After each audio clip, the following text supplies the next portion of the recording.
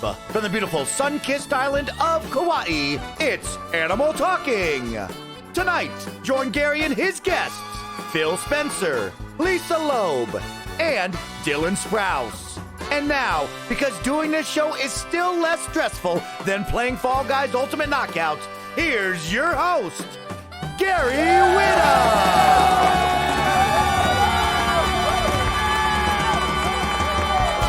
Oh, yes. Oh, yes. It's showtime. It's showtime once more. We are back. Animal Talking is back. I'm so glad to be back with you all again. Thank you for everyone who's tuned into this live show. This is, of course, Animal Talking, the world's first and only live late-night talk show that takes place entirely inside a video game, the world of Nintendo's delightful Animal Crossing. New Horizons. I'm so glad you're all here. I think the jukebox could use a little bit of a boost. Let's put it up to like 15. Let's get a little bit more of that KK jazz. There we go. Adam Nickerson, how are you, sir? It's good, wonderful to be with you again, doing another live show. Yeah, I'm doing very well. I did notice you have a wonderful new hat there. Oh well, I'm very glad you asked me about it. Would you like to ask me why I'm wearing it? No, I'm good.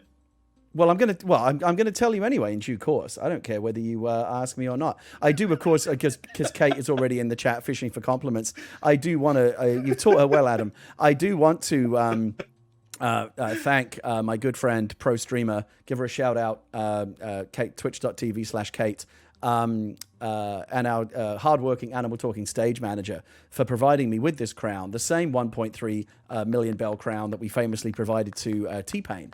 In our now legendary, some might say infamous, season 1 episode, where he was very pleased to receive this crown, and I'm very pleased now to have my own. Let's take a look at the back shot here. Look at that crown; it's beautiful, and well deserved, well earned.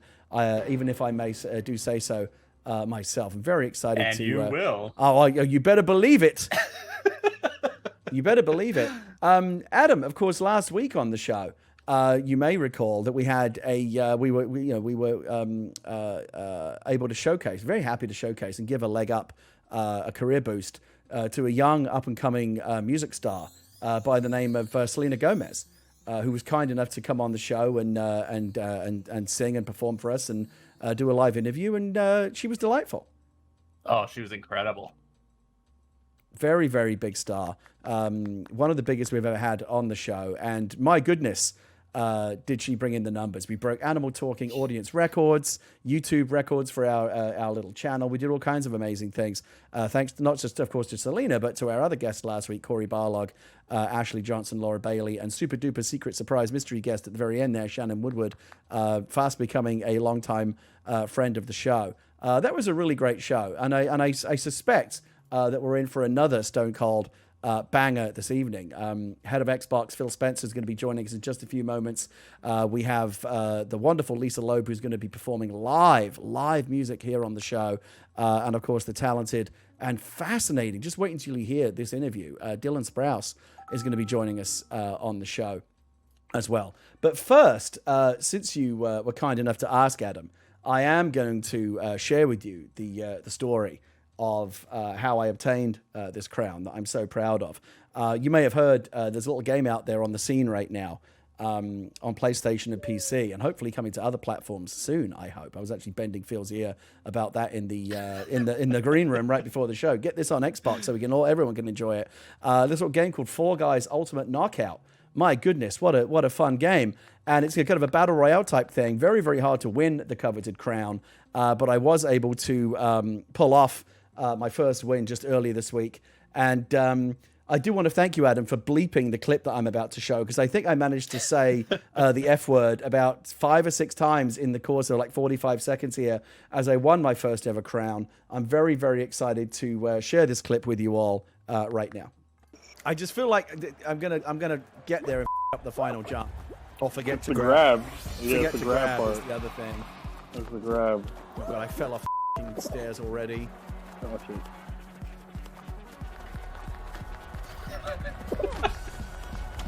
Trying to just you got to stay calm.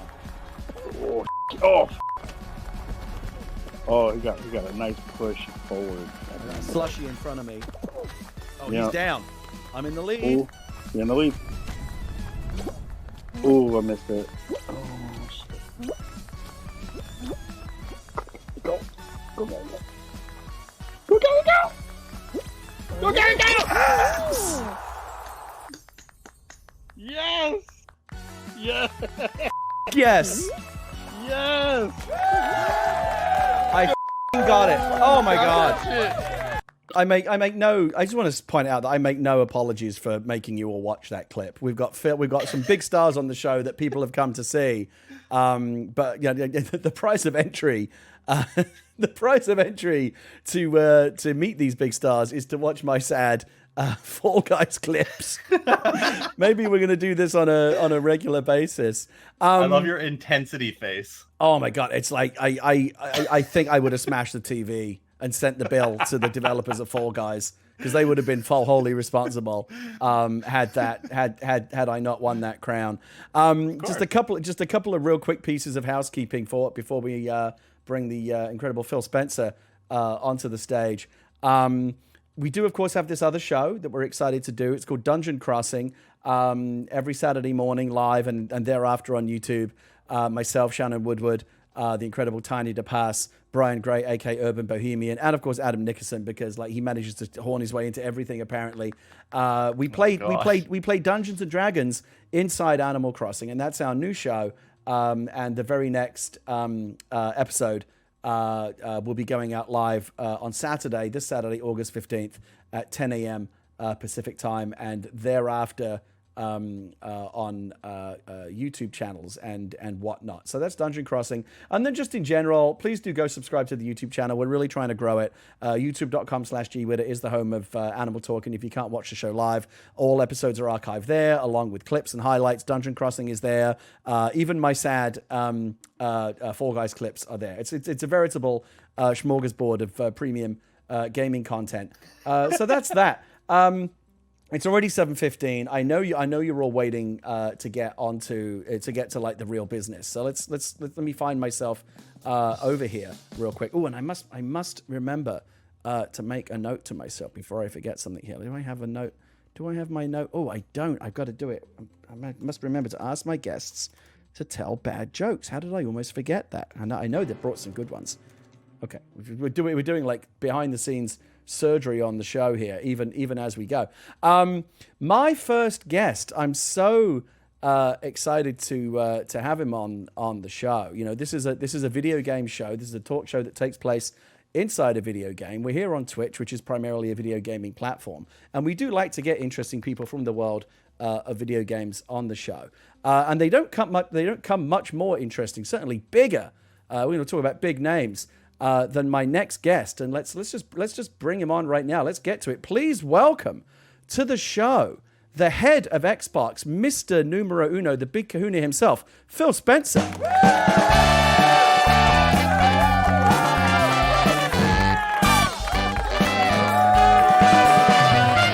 Getting down these stairs. Here he is. We got him. We got him. Looking for someone interesting, and all you found was me. We'll take it. We will take it. And I can't even sit down. Oh my God! Come on, Phil. Here we go. Come on. Mr. Video Game, Yeah. Mr. Video Game Captain of Industry here. Sit in the goddamn chair. There we go. We got you. I'm there. We Yes. got you. We got you. We got you on the Animal Talking couch. Phil Spencer, thank you so much for joining us on the show. What a thrill it is to have you here. Thank you. Thanks for having me. It's a little bit surreal looking at my character sitting here in Animal Crossing on my Switch, but it's fun. Repping the company colors, the Xbox custom shirt that you've got there. Well played. Oh, I didn't notice that. Yeah, I do have an Xbox. Oh, this old thing, I just threw it on. I did. Nice crown. Good win, by the way, on Fall Guys. Well done. Thank you. Oh, thank you very much. My God, I'm so flattered. So Phil, you touched on it just a moment ago. A lot of people were surprised when we announced you as a guest on Animal Talking. Your formal title is, if I'm not mistaken, Executive Vice President of Gaming at Microsoft. But people, of course, know you best as basically the head of the Xbox brand. You are the number one guy in charge of all hardware and software, the entire Xbox platform. And when people heard that you were going to be appearing on a talk show that takes place in Animal Crossing, a game that is played on, some might say a rival platform on the Nintendo Switch. I heard a lot of cats and dogs living together, mass hysteria. This is the end times. How can this be happening? 2020 is just throwing us too many curveballs. But you're a great sport for coming on the show and putting any concept of platform rivalry aside. In fact, when we talked about it in the pre-interview, you seemed almost kind of amused that people were surprised that you would do this. Yeah, I don't know that I would say I'm amused, because I see it, and I see it in social that there's still there are fans of brands, and I think it's great to be proud of things that you've invested your time and money in. But the fact that I play Nintendo games, I play PlayStation games, I play PC games. And the fact that I would whip out my Switch character, my Animal Crossing character, and come on your show to me was not that big of a deal. But I did see it, and it made me chuckle a bit. So it made me want to show up even more. It certainly created lots of media buzz. We got a lot of headlines when we announced you as a guest on the show. Now, of course, as we mentioned earlier, last week's big headline guest, Selena Gomez, broke massive news when she came on the show. She inadvertently dropped the revelation that she's currently working on a new album and that she has plans to collaborate with Taylor Swift, and that was all over the mainstream media outlets the next day. She really, I'm just, all I'm saying, Phil, is this: that Selena Gomez really kind of threw down the gauntlet live on the show in terms of breaking news. I challenged you during our pre-interview to break some big Xbox news. We did the pre-interview on Monday. Well, the joke's on me, because the very next day you went and did exactly that. Just yesterday, you dropped a couple of really, really big pieces of news. You announced the November release date for Series X. Not a specific date, but that it'll be the Xbox Series X will be out in November. And then, of course, the less happy news of the Halo Infinite delay. This was really, really a bombshell. A lot of people, I talked about it this morning with Greg Miller on Kind of Funny Games Daily. It's just I just said it's a massive bummer. There's really no way to spin this as good news for Microsoft or for Halo fans. By the way, anyone expecting a journalistic interrogation on this subject is likely to be disappointed. It's not that kind of show. I mean, look at me. I'm wearing a giant cartoon crown. What do you expect? But I do want to get into it with you, Phil, just a little bit. So I'm going to put up the statement that was released yesterday from Chris Lee, the studio head at 343, and people can if they haven't already read it, they can look at it now. But in summary, basically, the statement says that in part, the COVID pandemic and everything related to that has created issues that have caused the game to be delayed. But one thing I noticed was it does specifically say, and by the way, I want to make very clear, I think everyone sympathizes with that. I work in Hollywood. I don't know anyone that hasn't had a project slowed down massively or even totally canceled due to the pandemic. We all know that's a real thing, and I think everyone understands that that's not an excuse, that's a legit reason. But I just wanted to hone in specifically here. It does say that the COVID pandemic was only partly the reason, which I guess begs the question, well, what else? And so I wanted to give you the opportunity to answer that question. What are some of the other reasons that this statement alluded to but didn't specify? Well, let me start just by recognizing the fans and the fact that it is a bummer, as you said. And I know it's disappointing to people. It's disappointing to us. We were looking forward to the alignment of Halo and the launch of Series X as a really kind of seminal moment almost for Xbox, thinking back to the original Xbox with Halo CE. But in the end, I have to make the right decision for the game, for the team, and for the overall platform. And I think the strength of the Halo franchise, frankly, the health and stability of the team as people are working really hard on dates, and you're looking at where the builds are, and are things tracking towards the quality that you want to have in the game. And it's a hard decision. Honestly, it's probably a decision 5 or 10 years ago I couldn't have made inside of the company. But now, with the support that we have on the long-term gaming business at Microsoft and the opportunity, I do have that support to make hard calls, which I think in the long run are good for our platform and good for our studio and good for our franchises. But in the near term, obviously, the PR around it's not going to be great. The disappointment, letdown is not going to be great. but I think it's the right call. It's my call to make. So when looking at where we were and the trajectory the team was on, and frankly, just the amount of effort and emotion that 343 is putting into the game and making sure that we want to be able to get the game out and delivered and have a healthy team after that, this was a decision that we made. And I'll apologize to the fans because I never like to set up expectations and then not hit them. But I also believe that we're making the right decision in the long run for both Xbox and Halo and our customers. Well, and speaking of the fans, I can see a lot of people in the chat right now who, again, I think I echo your own sentiment, which is that this is a bummer, but I think they agree that it was the right, like, no one's happy about it, but they agree that it seems to be the right decision. You touched on this. You are, as the head of Xbox, the buck stops with you. You're the one who ultimately had to kind of weigh everything and make that call. Just, it's a bummer subject, but I'm still fascinated by it because it's such a big deal. Like, this is a huge news story yesterday. Just talk me through the process of making that decision. Like, what was it that brought you to the point where, like, we have to make a decision and we have to make it now? I'm sure it was agonizing to make. I imagine that yesterday or whenever the decision was made was not one of your favorite days in the office. But I guess clearly, I guess the question is, when and how did it become clear to you that you were going to have to bite this bullet? Yeah, it's a good question. And we made the decision late last week. And I say we, Bonnie Ross, who runs 343, Matt Booty, who runs our first party studios organization, and myself. And they came with some options, the things that we could do, maybe parts of the game that we could ship on given days or given dates. And it just didn't feel to all of us like the Halo release that we would want. So in the end, I make the call based on the information that they present. I make a call, like I said, with hopefully the best intent for in the long run for our fans and our platform. Made the decision. And one of the things that pushed us is, when you're shipping a game like Halo, it's not just a solo release. We have a lot of marketing partners and promotions that are out there, and you want to be respectful of your partners and giving them a heads up so that they can plan their timelines for things that they're doing in conjunction with the launch of the game, which is part of the input as well. But in reality, when we know, let's make the decision, let's put it out so we're talking to our fans directly, be as transparent as we can be. It'll be not our favorite day, but we'll get through it. I've had bad days before. And move through it and keep working on the things that we love doing, which is building video games and delighting fans. I don't want to get bogged down in the minutia, but the kind of the mechanics of making a decision this big and this significant are fascinating to me. How much time elapsed between you making the decision and the public being informed yesterday? About final decision to when we talked about it, about 24 hours. Okay, so pretty quick.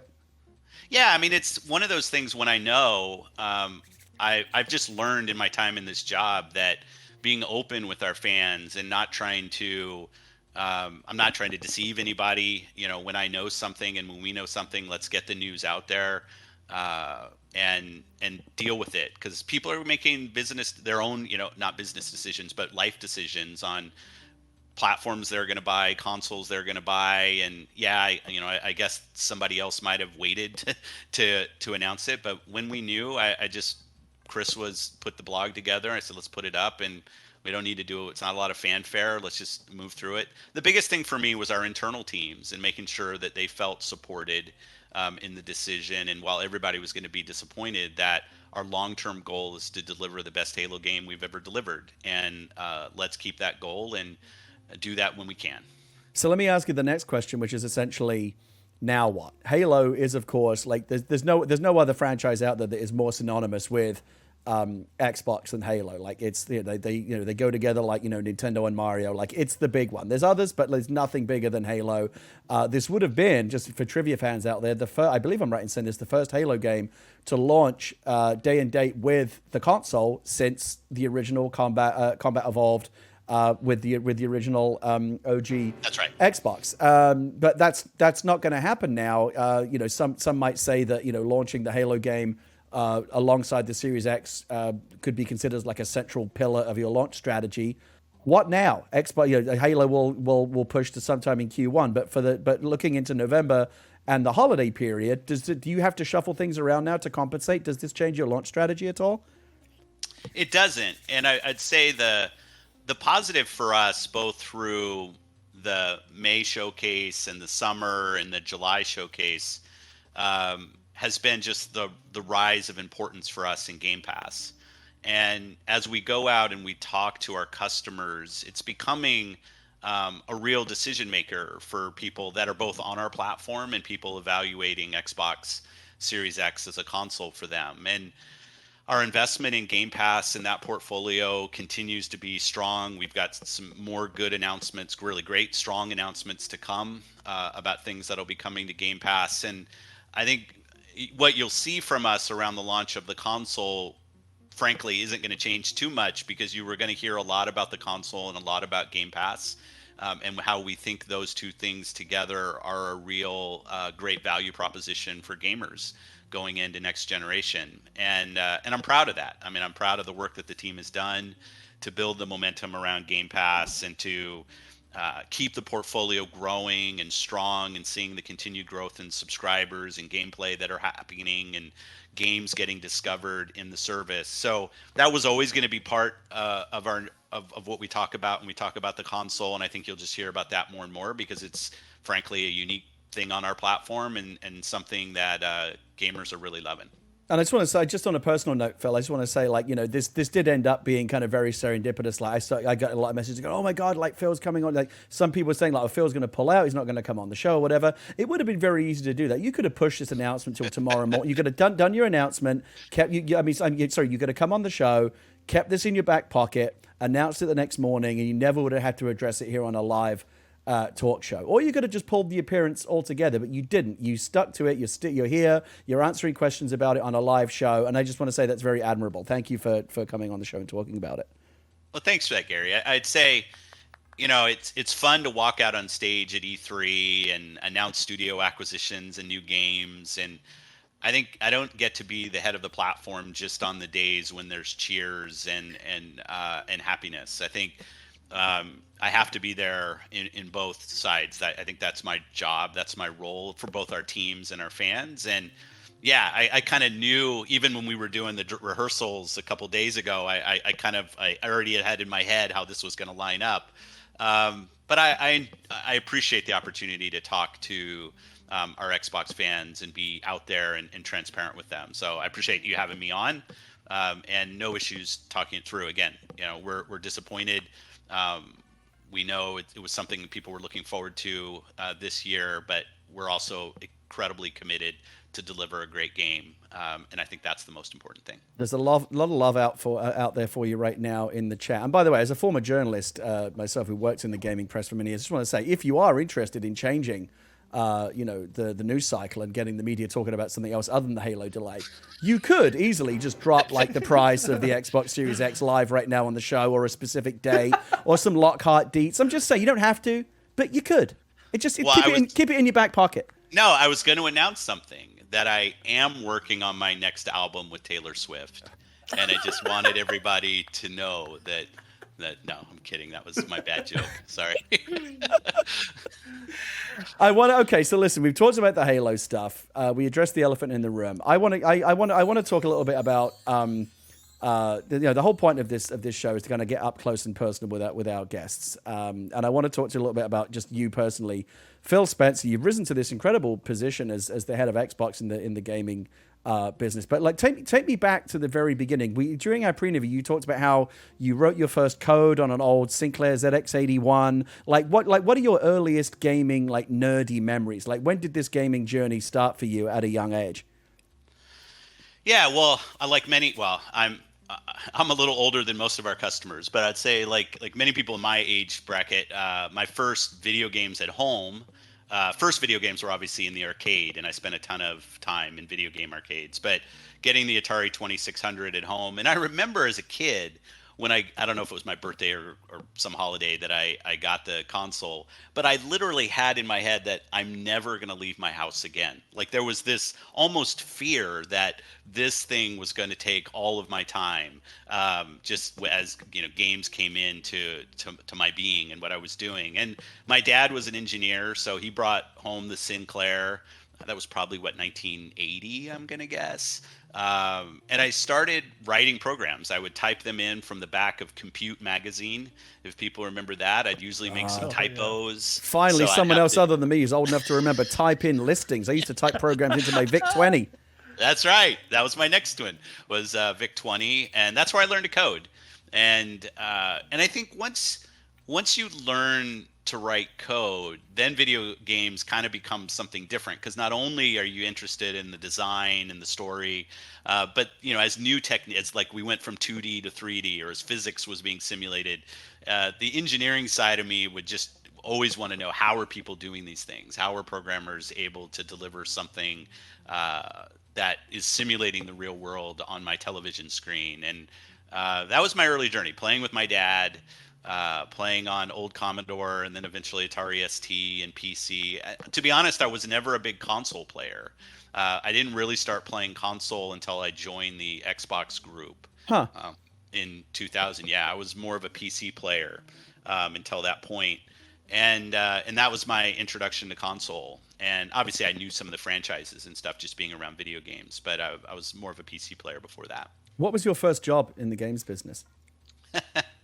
So I worked at a video game store in Vancouver, Washington called Computer Mart. I was behind the desk, and we would rent video games for Commodore and Atari platforms. So people would come in and they would rent the disc. And so we had this back room, or it was like a video rental place, but with video games. So we could sit there and play all day, and we sold some PCs. And that's, it's one of the reasons, like I like the retail experience and talking to people who are on the front line, explaining video games to new customers. Because I remember families coming in and wanting to know, hey, what systems should I buy? What games are right for my family? What should I be playing right now? What should I not be playing? What should I worry about? And that frontline experience with the customer is something that's just always stuck with me, and something that I've always done in my career at Microsoft is be consumer focused and out front in the customers. That was my first job, Computer Mart, Vancouver, Washington, behind the desk, renting video games. And in those early days, did you ever imagine that one day you would straddle the gaming industry like a colossus, as you now do? I don't even know what that means, to straddle like a colossus. I don't know if I want to look that up. That doesn't sound like something I want to look up. Did you have that written down, Gary? It's one of the 7 wonders of the ancient world. Learn your history. Straddle? I don't know if that's what. Okay, I'll go with it. No, and it's one of the cool. I was talking to somebody just today. One of the cool things about video games today is, I think for the kids growing up, they can actually see how games are built through things like Roblox and Minecraft. You get this idea of, oh, okay, I see how pieces come together. Like for me, when I was looking at these video games, until I actually learned to really write any kind of program, they were literally a black box. Like it's like being a kid watching Saturday morning cartoons and thinking that humans don't make this. Somehow this comes from the sky somewhere. So no idea, absolutely no idea. And frankly, until I got this job, it wasn't something that I'd kind of plotted out my career and said, someday I'll become the head of Xbox. But incredibly thankful for the team and the job and the customers in this industry that I love. It's just an amazing industry to work in. So here you are, head of Xbox. Let's talk next generation. So we're right on the. It's always a fascinating time to be on the cusp of a new generation. I always get really excited. I'm basically looking at my One X and my PlayStation 4 Pro now, just like, look at these pieces of shit. Like, where's I need the new stuff. Like, I need the new. I'm so over this generation, Phil. I'm ready for the next gen. So Series X, PlayStation 5 right around the corner. Xbox Series X in November. I imagine PlayStation 5 will be right in that pocket as well. They got to hit that Black Friday, mad holiday shopping window. And, most gamers, you don't have the luxury of buying both consoles have a decision to make. And historically, this battle has been fought on who has the best hardware, who has the best games. But just me personally, I feel increasingly like there's not necessarily a ton of daylight between Xbox and PlayStation in terms of hardware. They're broadly similar in terms of performance, just as they have been in prior generations. And even in terms of software, almost all of the big third-party games, Activision, Ubisoft, EA titles, and most indies, frankly, wind up on both systems. So the specific gaming argument comes down, I think, to those first-party titles and third-party exclusives, and maybe that is the clincher for a lot of people. I'd rather play Halo and Gears of War than Uncharted and Spider-Man, or vice versa. But I feel like as the head of Xbox, your thinking on this has got to be more galaxy brain than that. And so just wanted to ask you, like, more broadly, for those who have a choice to make about what console to buy this holiday, what's the central argument for Xbox as the place to play going into this next generation? Yeah, thanks for the question. We've really evolved our strategy at Xbox to be more player-centric, where our players want to play, the games that they want to play, to build our platform to enable our customers to take the portfolio of games, take their friends with them, and play across a multitude of screens. Obviously, we want to have great games on console, and that's incredibly important to us. But at the same time, it's not just about playing on any one individual screen. When you look at the world around me today, the videos I watch, the music I listen to, these experiences are all around me. And we think access to games, access to your friends and the community that you play with, across all of those screens, we want people to feel like they're a member of Xbox. And that membership in Xbox isn't about one device. It can be multiple devices. I want to have a great experience on the television, and I think Xbox Series X is absolutely going to deliver that. And I'm incredibly excited by the lineup of games that we're building. But it is a fundamental difference than the traditional console war, as people talk about it. How many consoles do I sell versus how many consoles does another company sell? Sony or Nintendo or other companies back in the day. And we're just not, that's not our approach. If that were our approach, we wouldn't put our games on PC. We wouldn't put our games on Xbox One. We wouldn't do xCloud and allow people to play games on their phones. And I'm not disparaging someone else's approach. But I think when I talk to fans and customers, what I say is, when you're a member of Xbox, we want to build the experience around you and allow you to play absolutely the very best games. If you want to buy those games, you can buy them.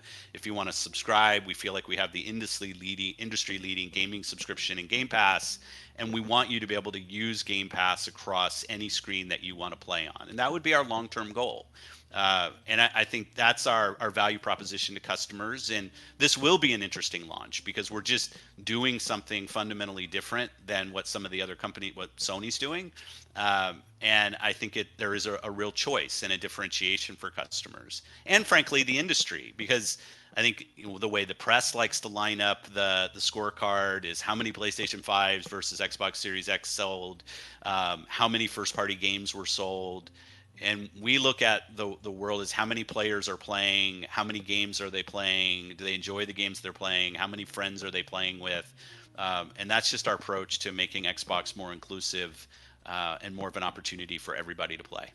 There's been a lot of hype recently about Game Pass. You really, really kind of doubled and tripled down on it in the recent showcase. I'm not just saying this since you're here. You can go back and look at like Kind of Funny Xcast that I do with Mike and Alana. I've said before, and I've said it many times, I think Game Pass is the best value in gaming, perhaps the best value in entertainment right now. It's just phenomenal what you've managed. I honestly don't know how you make the numbers add up, but it's incredible what you've done with Game Pass. A lot of people have been saying recently, as they talk about like what are going to be the key factors in this next generation of consoles, that Game Pass is like the silver bullet that Microsoft has going forward. Is it? Obviously, we hope so, right? I mean, it's why we invest in it. We want people to find the value and the variety and the quality of games in Game Pass to be a real selling proposition for Xbox. Absolutely. And we invest in it very heavily, absolutely, for that reason. And it seems to be working. if I look at just the trajectory it's on, the developers who are building games for it, as you said, our last showcase, we didn't actually start the planning on that showcase knowing that every game was going to end up being in Game Pass. But as we started to stitch the show together, we realized that, hey, this whole show is actually a Game Pass show.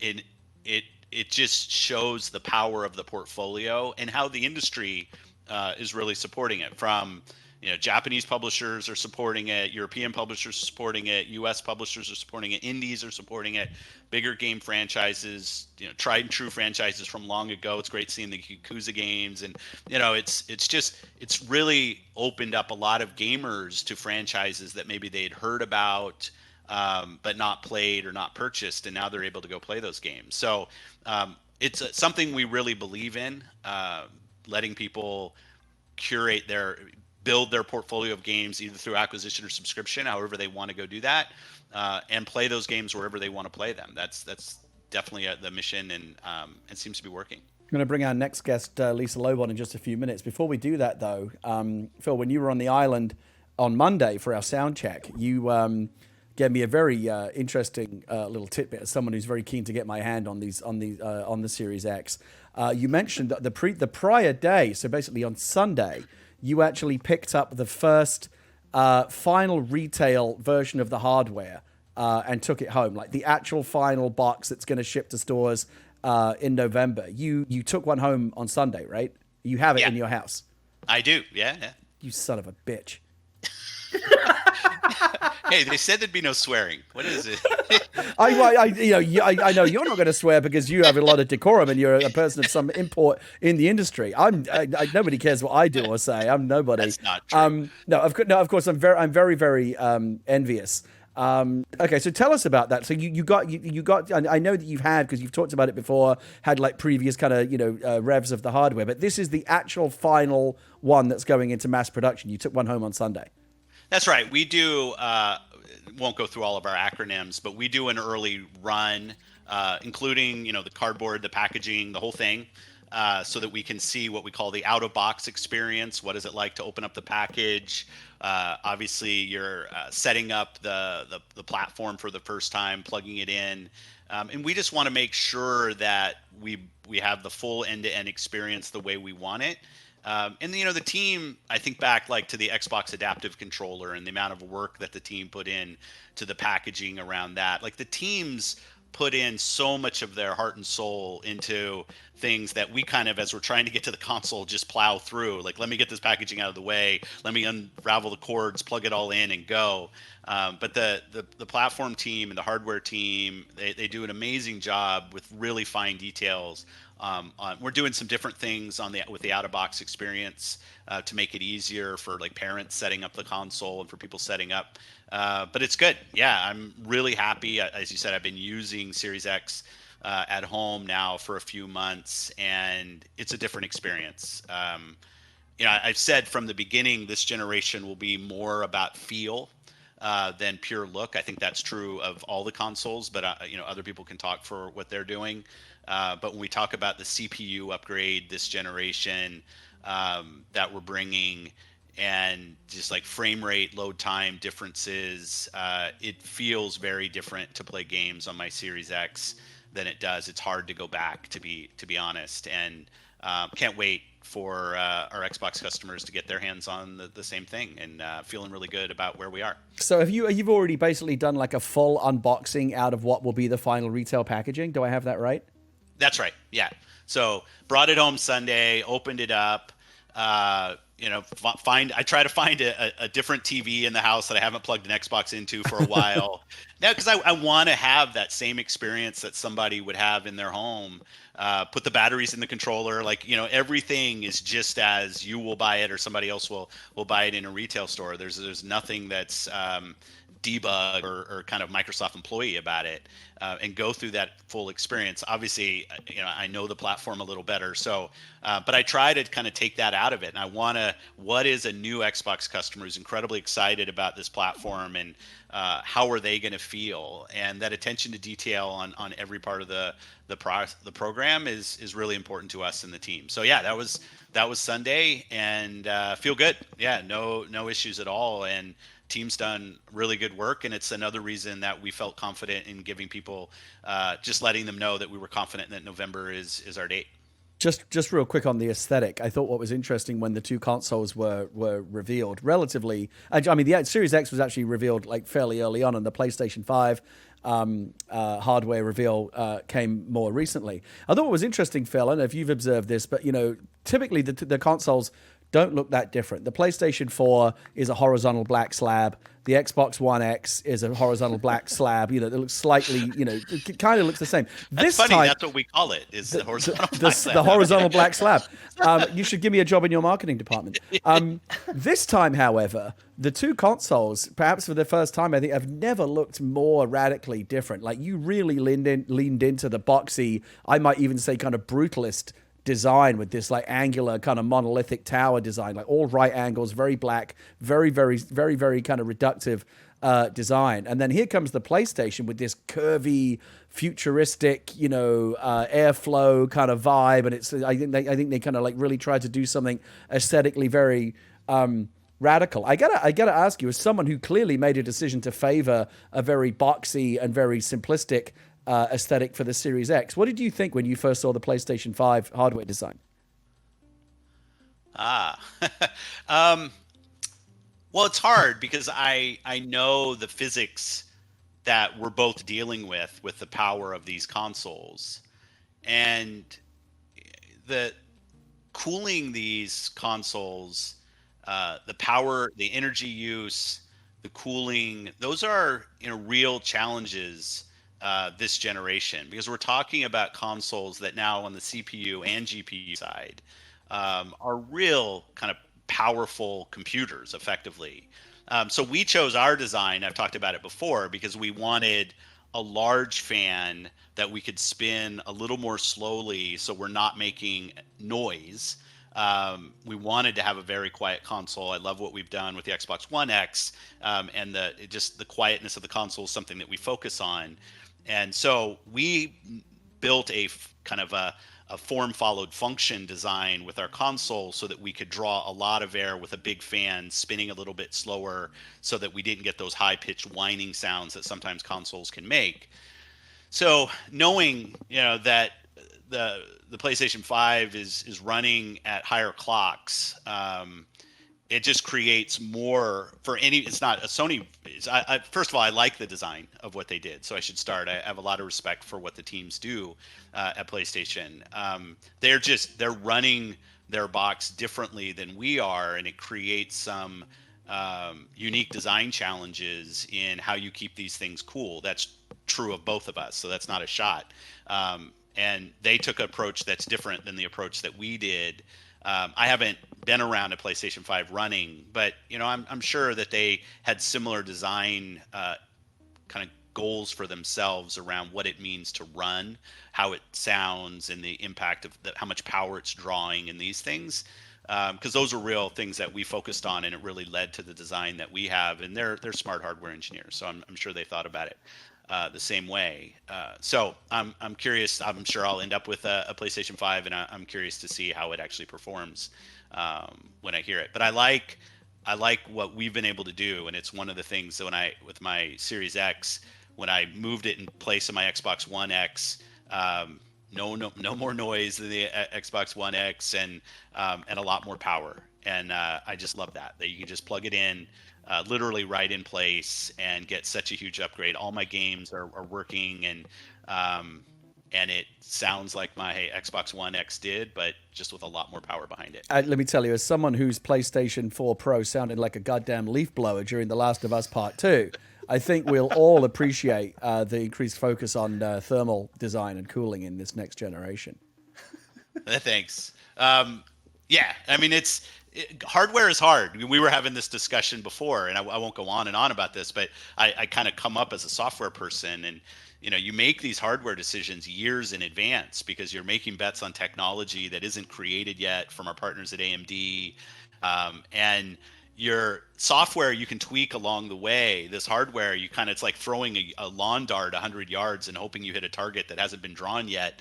And so when the hardware is finally coming together and the kind of physics that you did, that you were planning for comes together and the console is actually running as well as you thought it was, and it's really a gratifying feeling. And I'm just really proud of the work that the team has done, because they've hit all of what we wanted to do with the console, with the full RDNA 2 and the upgrade on the CPU and the SSD performance. It's just it's a fantastic Xbox. It's by far and away the best Xbox we've ever built, and I love that. I just have one more question for you before I bring on Lisa. But Adam, did you have something you wanted to chime in with?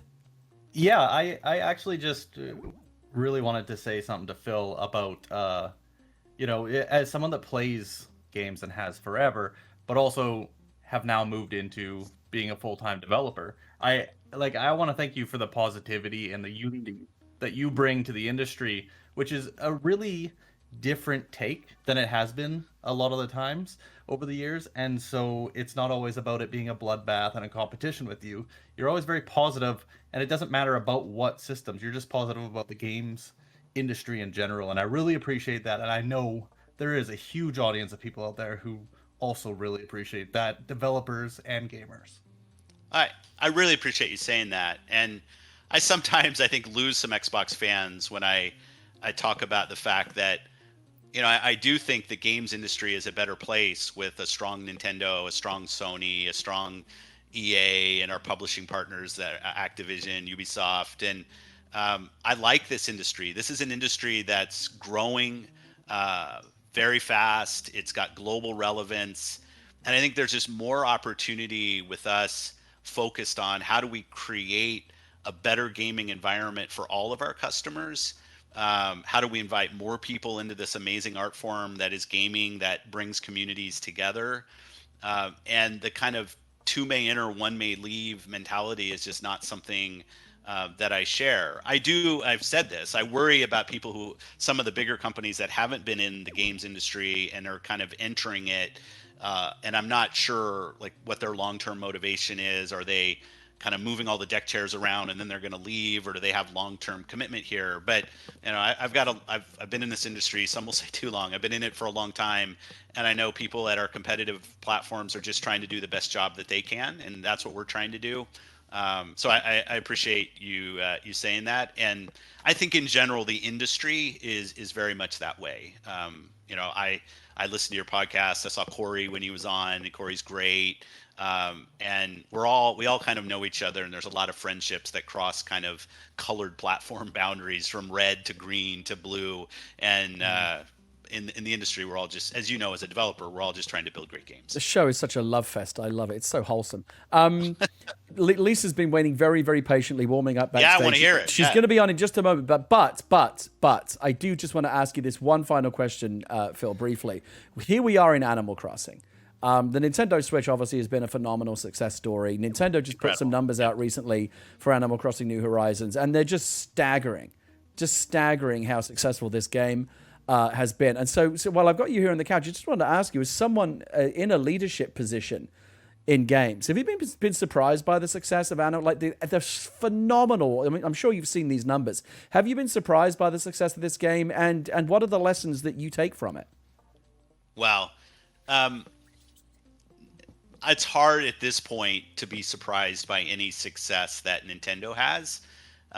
You can go back through all the decades, but looking at things like the Wii, the success they're having with the Switch. I mean, the pure thing about what Nintendo does is they think about games and they think about their hardware and their platform all as one thing, and they build those experiences. And I know this team's there pretty well, and I think it's magical the way that they are able to create a complete Nintendo experience on their devices. And this experience I'm looking at right here in my hands on my Switch is Animal Crossing, from the Switch that's running it to the game itself to the way that you go to other people's islands. So in the entertainment business, most things don't turn out to be huge successes. So there always has to be some amount of surprise. But Nintendo is just masterful at what they do. And I've said it before, I think they have the strongest first party pedigree out there and strength. And they're a jewel for us in the games industry, and something that we should protect and help make them grow, because they're just good for gaming as they bring more and more customers in. Couldn't agree more. Lisa Loeb has been waiting very, very patiently backstage. Phil, I know you're going to stick around. Yeah. I'm going to ask you if you'd be so kind to scooch that virtual butt of yours down the couch, because it is time to bring on our next guest. I'm so glad to have her on the show. We love musical guests on this show. Phil, come on.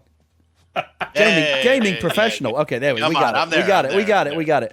I'm so glad to have her on the show. She's seriously one of my favorite. I've been a huge fan of hers since the 90s, and ever since. We've kept her waiting long enough. She's been warming up. She's going to perform for us live as well as doing this interview. Please welcome to the show the wonderful, talented Lisa Loeb. Yay! Here she is. Walking in. Oh my God. How adorable are you? Look at you. Guys. Look at you. Oh my Hello. goodness. Hi, Lisa. Say hello to Phil Spencer and Thank Phil you. Lisa. Hello, Phil Spencer. Hi, Lisa Loeb. How are you? Nice Good. watermelon dress. I love it. Thank you. I love a dress that makes you hungry. Yeah. I just want to point out, Lisa and Phil have been wasting no time becoming friends in the green room. I believe, Phil, there's already an Xbox winging its way to Lisa. We're going to indoctrinate her into the Xbox club here. Absolutely, yes. Oh my gosh, I'm so excited. My family, my kids are completely addicted. So this will be really helpful for the end of our summer, and will give us a lot of fodder for discussion and lists on the kitchen refrigerator in our scheduling, analog scheduling app. Very cool. More video Lisa, games. We love it. first of all, of course, thank you so much for coming on the show. I do have to give...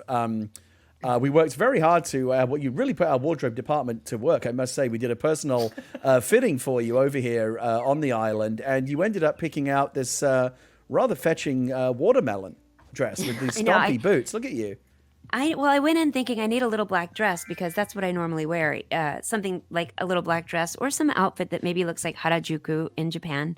And I ended up finding the cutest watermelon dress that I love. I'm going to wear it every day now. We got to get you the real life version now. And of course, I'm very glad that we're able to, the Animal Crossing was able to provide some glasses that you had, because your eyeglasses are kind of your signature look. We have to get the glasses right.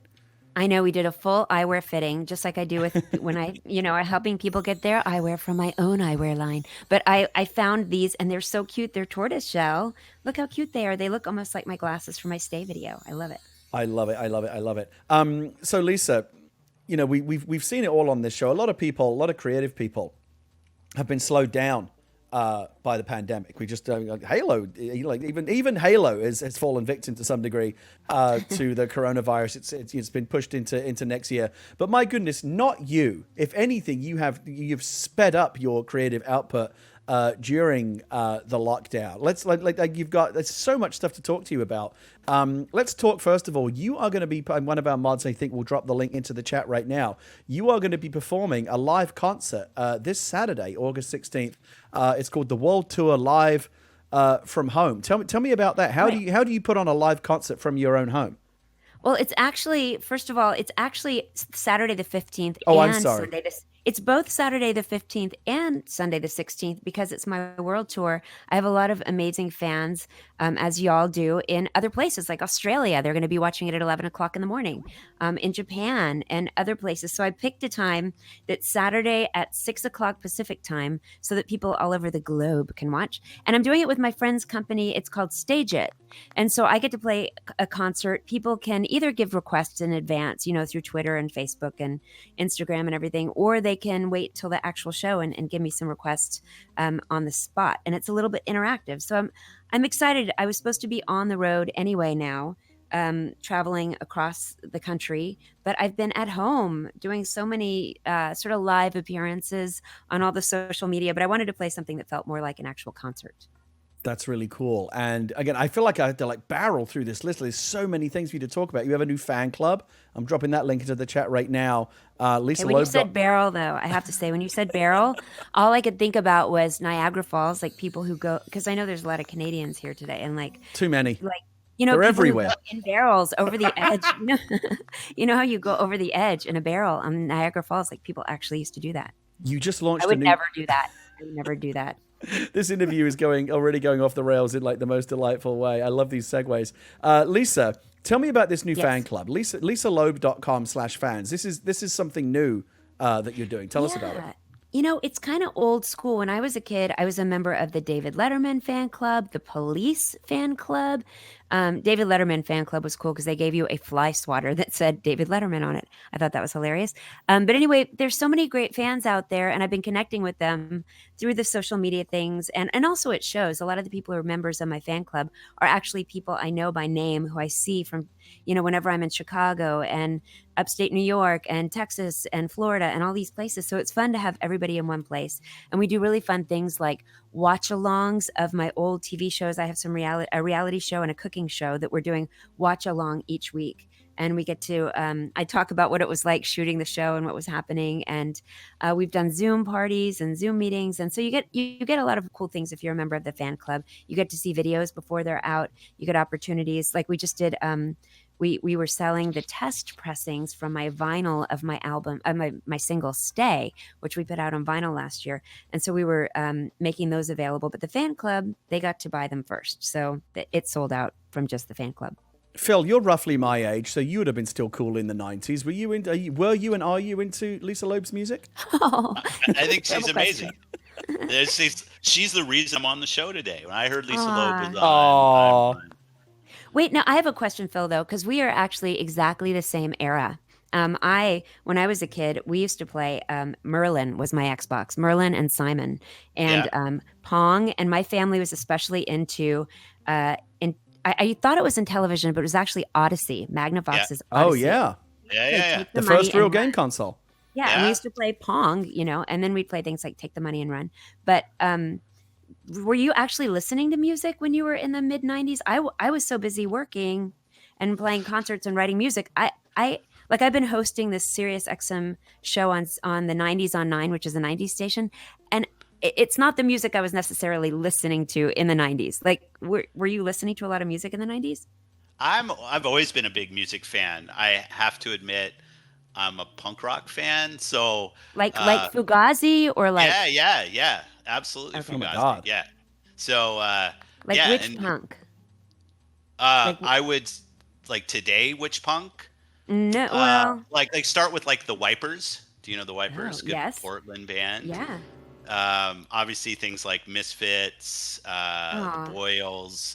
Like I wouldn't encourage people to follow my music taste, but that's what it is. It's all right. It's all right. Speaking of the 90s, and Lisa, you touched on it already, I got to talk to you about your most famous song, Stay, which came out. It was a massive hit in 1994. It was the big song off of the movie Reality Bites, if I recall. And I did a little bit of research. It's an interesting piece of trivia here. When the song went to number one, you became the first artist ever to top the US charts before being signed to any record label. You did that as an independent artist. Yes. That's amazing. It was amazing. It was really cool because I did come from a very, you were talking about punk music, but I came from, I'm a singer-songwriter, but it was a very do-it-yourself type of thing. I went to college and we had a band in college, and we had a great group of fans, and a great group of supporters who listened to our music and bought our cassette tapes and all that. And I was recording, in high school all the way through college. And it was a really exciting time in New York, playing at all the clubs, CBGB's and CB's Gallery and all these different clubs in New York City. Of course, at that time, it was actually like something I wanted to have a record deal because that meant I had a real job and I could tell my parents, yeah, I'm actually doing this. But that being said, it was really cool. I was working with my attorney, who's still my attorney today, and we decided to license the song instead of actually signing with a label at that point. And I waited till I was number one, which was actually 26 years ago today. This week was one of the weeks. Oh, wow. when the song was number one, that's when we made a record deal with Geffen Records. But it was really great to be independent, to make a song, record it with my band and a producer, Juan Patino, who I work with a lot, the way we wanted it to sound, and put it out there. And it meant a lot that it connected with so many people, and that it ended up going to number one. I mean, that's so crazy.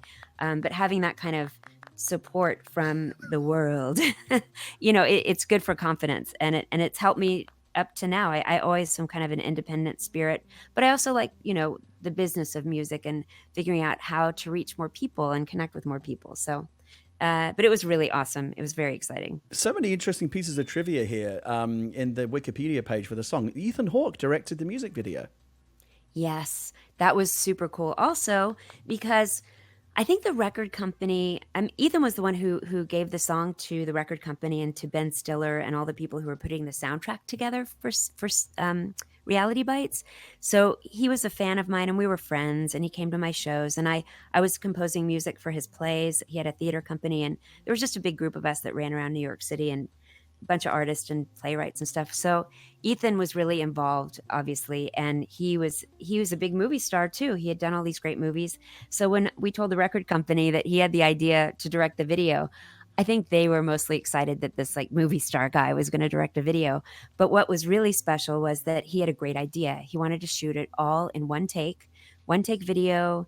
He brought on a beautiful, this guy, Tom Richmond, who is the DP, who he had just made a movie with called Midnight Clear. And he put a great team together, and we shot a video that told the story of the song so well.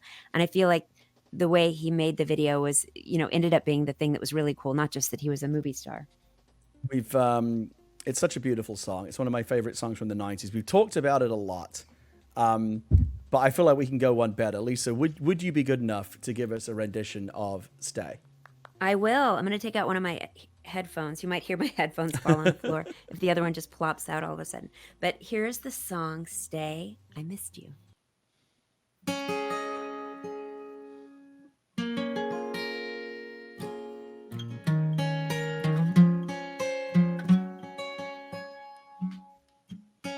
You say, I only hear what I want to.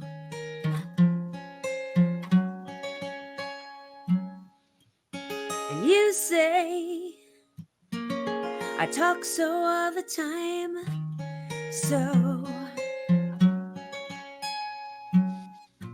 And I thought what felt was simple, and I thought that I don't belong. And now that I am leaving, now I know that I did something wrong, 'cause I missed you. Yeah, I missed you.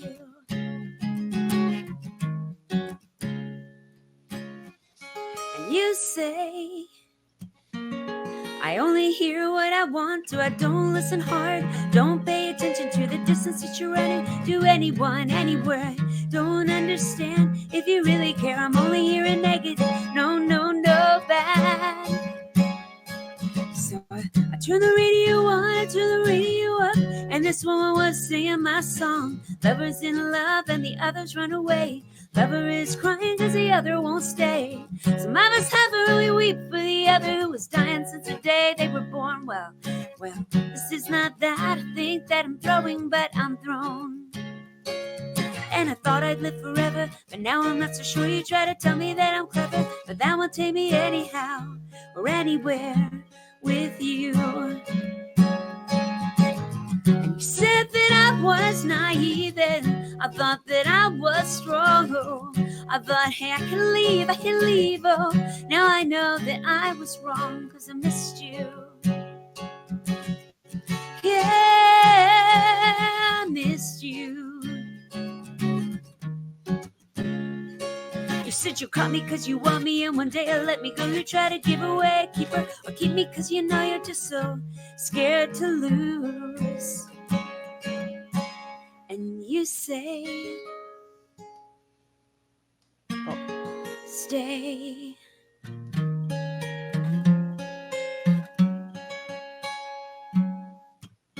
And you say, I only hear what I want to.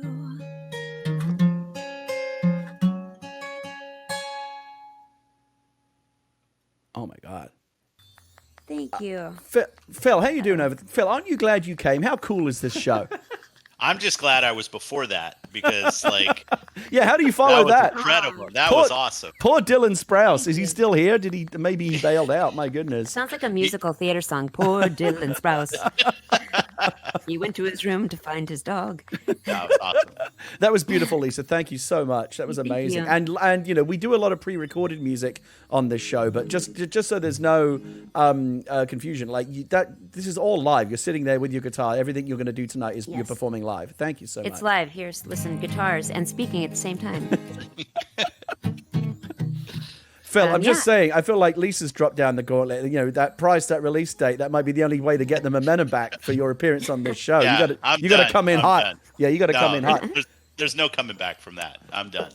Lisa, you've got again, like you've got so many things going on. So here's an interesting thing that you brought up. My character's still so joyful. Let's put a stop to that. There we go. We'll get back to that in a moment. Lisa, one of the I asked you what you're up to these days. One of the interesting things you mentioned, and I find this a fascinating world. A lot of celebrities are getting into it. You're on Cameo. I know. Which is a website where people can request for a fee, and celebrities set the price themselves, a personalized video or message. Tell us about why you decided to get involved with Cameo, and how's that going? Well, I had a couple friends. My friend Stephen Glickman, who's a comedian, who had directed me in this really funny YouTube thing where giant dinosaurs were attacking us. Anyway, he told me about it.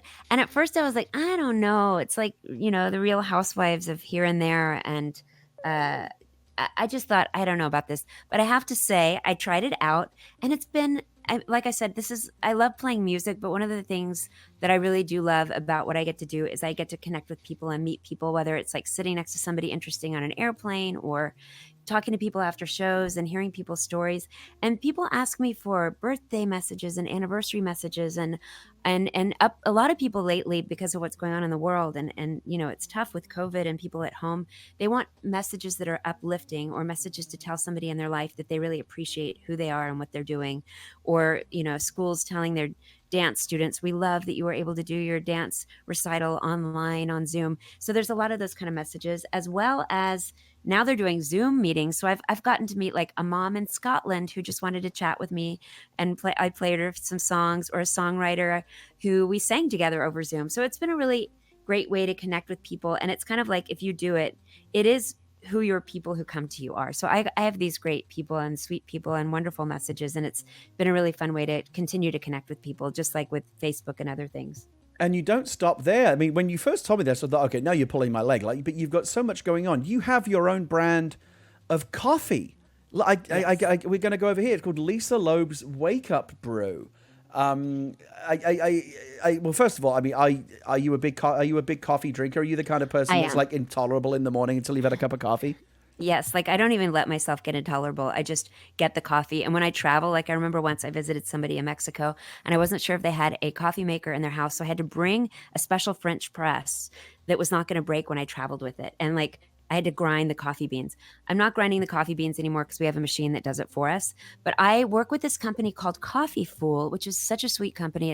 They do a lot of business. They sell whole beans online. But they did this really cool thing where they partnered with different musicians, including me, including Styx, and some other bands, where they donate 100% of the proceeds of your blend of coffee to your own organization or whoever you want to donate to. And I started an organization a foundation called the Camp Lisa Foundation to send kids to summer camp. And so I put together this blend of coffee beans that have dark roast for the dark roast flavor. You think it's really strong because it tastes dark roasted, but then it also has lighter roasted beans for the caffeine. And I called it Wake Up with an exclamation point because that's the name of one of my songs on one of my kids' records, which is called Wake Up. And I have to have coffee. If I don't have coffee, it's my main muse. Like it's when I put together my earthquake kit for LA, caffeine had to be part of the kit. Like you need it. And the coffee is delicious. So you could try it out. You can find it on Coffee Fool. And did you work with them to make this a blend that you, Yes. Lisa Loeb, would be happy with? This is the kind of coffee that you would drink. just like we went through the whole shebang to find the perfect watermelon dress and biker boots and glasses, we found the perfect blend. I was like they were sending me beans and I was sending them comments and we were going back and forth and stuff. So we came up with one that I really love. And like I said, I drink it every morning. That's my breakfast. My coffee, I have my coffee, my sugar and my milk mixed together. And I also have to have my Ezekiel bread with my almond butter and jelly. And it's delicious. I love it. I love it. And then, of course, the other. Now, I already knew about this. Your eyeglasses are such a signature part of your look. You've always worn these really distinctive eyeglasses, and again, the Lisa Loeb business mogul empire just continues. You of course have your own range of Lisa Loeb eyewear. Here we are. I'm on the webpage right now. Lisa Loeb eyewear. .com, and there's all these different styles of glasses. If people want to kind of have the signature Lisa Loeb look, they can go get their own eyeglasses. I mean, so I get it. I mean, again, like Lisa Loeb and eyeglasses kind of go hand in hand. But like, how did this become like a part of your business empire?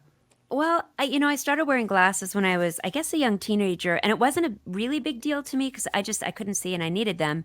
And in my life, my best friend from when I was born, she had to wear glasses from when she was a really little girl. So I thought it was so cool to wear glasses. So I was excited to wear glasses and to be able to see. And I've always been really interested, almost like a hobby, going into different stores and finding cool and interesting frames.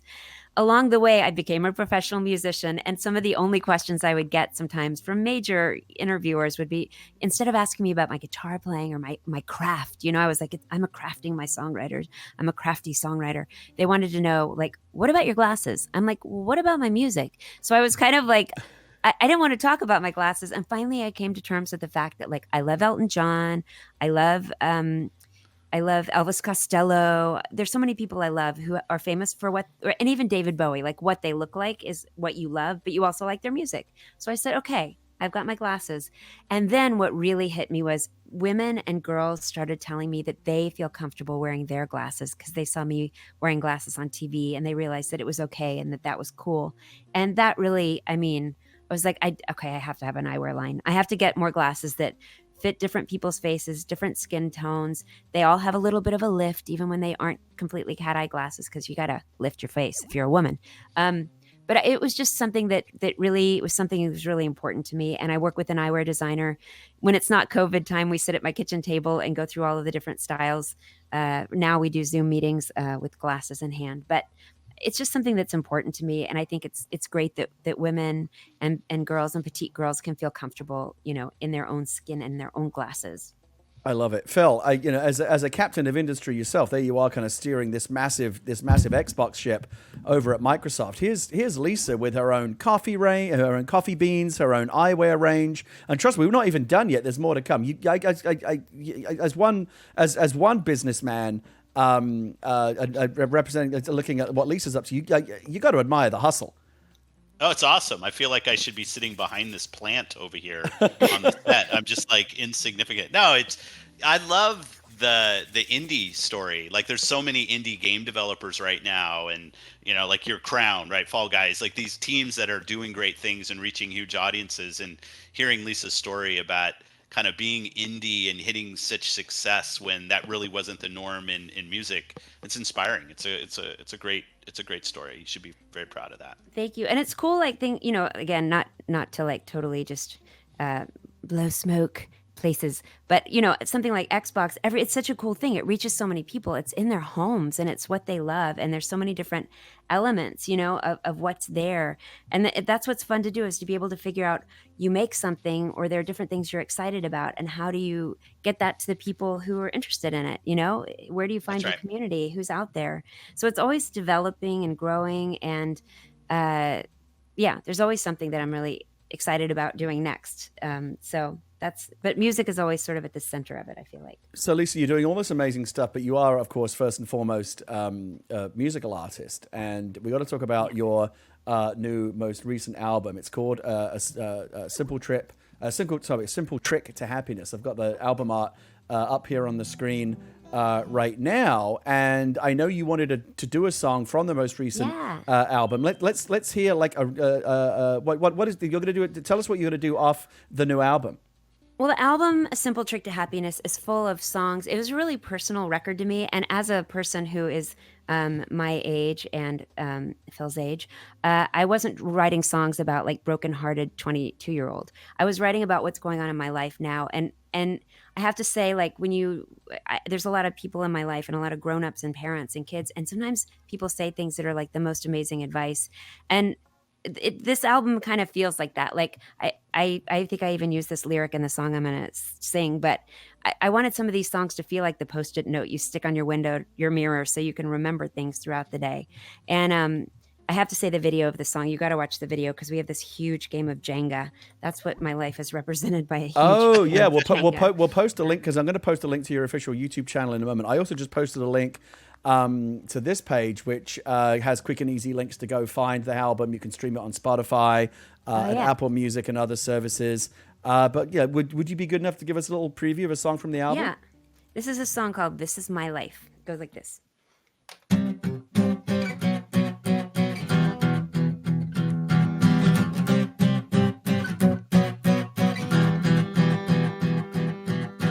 Riding on the waterline, trying to figure out if I'm above the fall. Maybe I should take some time and practice staring at the wall.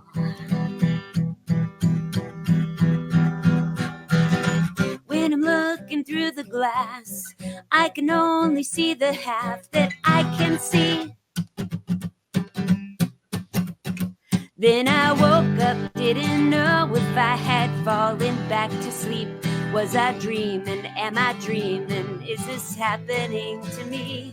Yeah, I woke up and I noticed all these little things. Someone pinched me. Hey, this is all right. This is my life. Yeah, this is my life. All the things that I've ignored, hid behind the open door and out of mind. Like a prayer on a Post-it note that I forgot I wrote and left behind. I've been waiting on the bell, spinning on a carousel that I can't stop. But I woke up, didn't know if I had fallen back to sleep. Was I dreaming? Am I dreaming? Is this happening to me? Yeah, I woke up and I noticed all these little things. Someone pinched me. Hey, this is all right. This is my life. Not everything is right. This is my life. Not everything is wrong. This is my life. But I woke up, didn't know if I had fallen back to sleep. Was I dreaming? Am I dreaming? Is this happening to me? Yeah, I woke up and I noticed all these little things. Someone pinched me. Hey, this is all right. This is my life. Yeah, this is my life. This is my life. This is my life. I love it. Oh my God, so good. Lisa, thank you so much for that. Again, the album is let me just find A Simple it. Trick to A Happiness. Simple Trick to Happiness, and there is Yeah, it's the a long image title. again right there, and that's out now, right? You can go get that right It's now. out now. Any place you get music, it's out. And on Record Store Day at the end of August here, I think that the record is going to be available, the vinyl. Which Oh, is super very I'm cool. excited about that. Yeah, we've been doing vinyl lately with Record Store Days. Record Store Day in person got moved. I was supposed to be in Colorado, but now it's virtual. But that vinyl will be out, and I'm excited about that. I watched a YouTube video today. I learned that they still make cassette decks. Did you know that you can still buy a cassette deck? That's a thing. Why would I you didn't do know that? I don't. I mean, some I people have still cassette have their tapes at my house. cassettes. Yeah. I have Olivia Newton-John, Totally Hot, sitting on the desk right now. I like vinyl. The scratch sound is great. I'm trying to think of why I would want a cassette. I still So you can remember use my your old. pencils. There you That's go. true. Yeah. I still Yeah. remember my old C60, C90, C120 cassette tapes where I would like copy music off the Yes. radio and Yeah. the worst. Yeah, I used to record the police. They'd record those live concerts they'd play. You know I what? loved it. As you know, Lisa, Sting's a good friend of mine, a close personal friend, and a friend of the show. I think we should get you both on here together. Maybe you guys could do a collaboration or a duet of some kind. Yeah, that would be cool. I think what he would do is the thing that he did last time I met him, which was let me take a selfie with him. I mean, that That was what happened. nice. And then not only did I take a selfie, he was like, okay. You know, like I was at a special event, and I think he thought I was one of the fans, which I am totally. But then I said, "Oh, can we?" And then I was like, "You know what? He thinks I'm a fan, which I am." So I said, "Let's take the selfie again." I didn't like that light very much, so I made him take the picture again. And he said, "Okay, great, yeah, sure." I was like, "At least I'm gonna get a good picture out of this, right?" There you go. It's good. Lisa, We you could do a song together. Oh, Bring on the night. Oh my God! I Brimstone and I'm Treacle still, song we I'm, could you know, do? he and I, we don't, but I know how to reach him. Well, you know, maybe we'll fix a little something. By the end of this, by the time this is all over, you'll have an Xbox and you'll have done a collab with Sting. That's Oh my gosh! Then I'll just like lay down in my heavenly bed and just eat Fritos and go to bed, go to sleep, and all will be great. Don't you love Fritos. Why not? Why not some Fritos? Fritos. There you go. You know, something that makes you happy. Maybe some bean dip. I don't know. Lisa, you touched on it earlier. Tell me about the Camp Lisa Foundation. Well, I started making kids music many years ago, and I didn't really know a lot about kids at the time. It was before I had kids. I didn't necessarily love kids or anything. They were just, I didn't know about kids, but I was sort of obsessed with growing up in the 70s, and I was so nostalgic for it. And all those things we used to watch, like the Donnie and Marie show and Carol Burnett and Steve Martin. And there were some really great kids records like Really Rosie by Carole King and this other record, Free to Be You and Me. And as a musician, I've always wanted to do something like that. Like be able to tell stories that, again, are not about love and man. I was going to say mankind. That sounds like a Rush song. But I wanted to write songs that were more about just a variety of different things. And in family-friendly kids music, you can do that. And so I started getting into it. And my second record, the first one I did was called Catch the Moon. But my second one I did was, I wasn't sure if I was going to make more kids music. And I was trying to think what is important to me. And I realized summer camp is a huge deal for me. I went to sleepaway camp for years and day camp. And those songs are just stuck with me. And I was like, I got to share summer camp. So I made a bunch of new summer camp songs with my collaborators and captured some of the songs that I did growing up at my camp. And I thought, well, kids are going to learn about camp when they hear this record. And then I thought, ooh, we should make a TV show about this because I live in Los Angeles. And I thought, well, that's a good way to share camp. And then I realized the best way to share camp is to actually send kids to camp. So I found out about this great organization in New York called Scope, which was already doing what we wanted to do. So we partner with them and we donate all the money, the proceeds from Camp Lisa, the coffee blend, and people can also donate directly to this great organization that finds kids in need who normally wouldn't have the opportunity to go to sleepaway camp. And they also kind of keep an eye on them during the school year because summer camp really, it helps you in your whole life, you know, and this organization is great. They keep an eye on these kids and the kids learn how to, you know, continue to learn if they haven't already, learn how to be a great member of the community, how to be leaders, how to have fun and try new things in a very safe and independent environment. So that's what the Camp Lisa Foundation is. And there's not a lot of kids at sleepaway camp this summer, but we're still gearing up for next summer. We just dropped the link into the chat. I think that's a very wonderful you. and admirable thing you were doing. I'm also dropping the link to your official YouTube channel, Lisa Loeb Official. If people want to check that out, I know you've set yourself a goal of 100,000 subscribers on YouTube. I'd love to help you get there. If you want to check out Lisa's music videos, everything from Stay all the way up to the song that you just heard off of the new album, go check out Lisa Loeb Official on YouTube. And even if you have kids or if you're a grown up who likes this, I have a nursery rhyme collection that came out just with Amazon, and it's over 30 nursery rhymes, classic nursery rhymes. And you can watch the videos. So you could like plop your young child safely in front of the videos to watch things like Jack and Jill and the ABCs. And it's very soothing as well.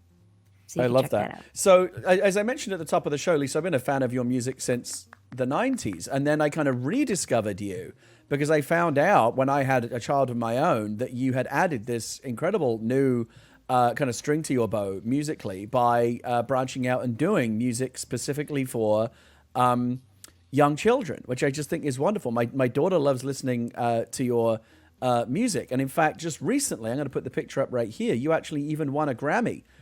Best Children's Album. Here you are at the Grammys just last year, winning a Grammy for the Best Children's Album. So talk me through this. How, like, you have this whole other identity now as someone who makes really wonderful, wholesome nursery rhymes and just like music that kids love to listen to. Yeah, it was really exciting to get a Grammy. I mean, I grew up watching the Grammys again in the 70s, you know, Fleetwood Mac, like probably barefoot on stage with their feathers in their hair. But it's always meant a lot to me, and to be recognized by the other musicians, because it's musicians and people in the music industry who vote on the Grammys. But I was also really proud of this because I had great collaborators, and the songs, and especially it's important right now with what's going on in the world and what's been going on for years as well. There's songs that happen to have some kind of stories and values embedded in them, not like in a weird religious way, but just like sort of respecting other people, but more in a fun storytelling kind of way. And I had really great guests on it, like Craig Robinson, who you might know from The Office. He did a song with me called It's All Right to Cry, which was from one of my favorite kids' records, Free to Be You and Me. And we also did a song called Feel What You Feel. And Ed Helms played banjo on one of the songs. And I'm just glad that a lot of people got to hear the album, because I think it's nice to have those voices and those types of songs in people's homes. And also it's like super influenced by, again, music that we all listened to growing up. Well, this is the perfect segue, because I know for your third song tonight, you're going to do one of the children's songs. This is a song that actually, you talked about amazing guest star. In the album version of this, Steve Martin played the banjo. Is that correct? That's amazing. Right. It's so crazy. I know. I called him up. I met him once, and I had his number, and I called him up and I said, "Hey, Steve Martin, this is Lisa Loeb. Can you play banjo on this record? I think you'll like it. It's called The Disappointing Pancake." And then beep, it was an answering machine message. I left him a message. So I left him a message, but he called me back and left me a message saying he was interested. So he actually came to the studio and he brought his banjo and he played banjo on this record, and it was just unbelievable that he was, you know, in proximity to us, and we made the song The Disappointing Pancake, and it's on the Camp Lisa record. Before I ask you to play it, Lisa, I just want to point, I apologize, this is a bit of a gaming in joke, but Phil, I don't know if you're monitoring the chat, every time Lisa says the word banjo, people are like looking at you like it's some kind of sign or portent. Maybe Lisa and I had planned this ahead of time. Lisa, please do play for us The Disappointing Pancake. Okay, I'll play for you The Disappointing Pancake. See, it kind of sounds like a banjo, but it's not. Okay. Very much so. It's always breakfast Thursday nights for dinner time. Orange juice, oatmeal, eggs, and waffles served at 5. But once there was something I didn't recognize. It was harder than the table, so I thought it was my plate.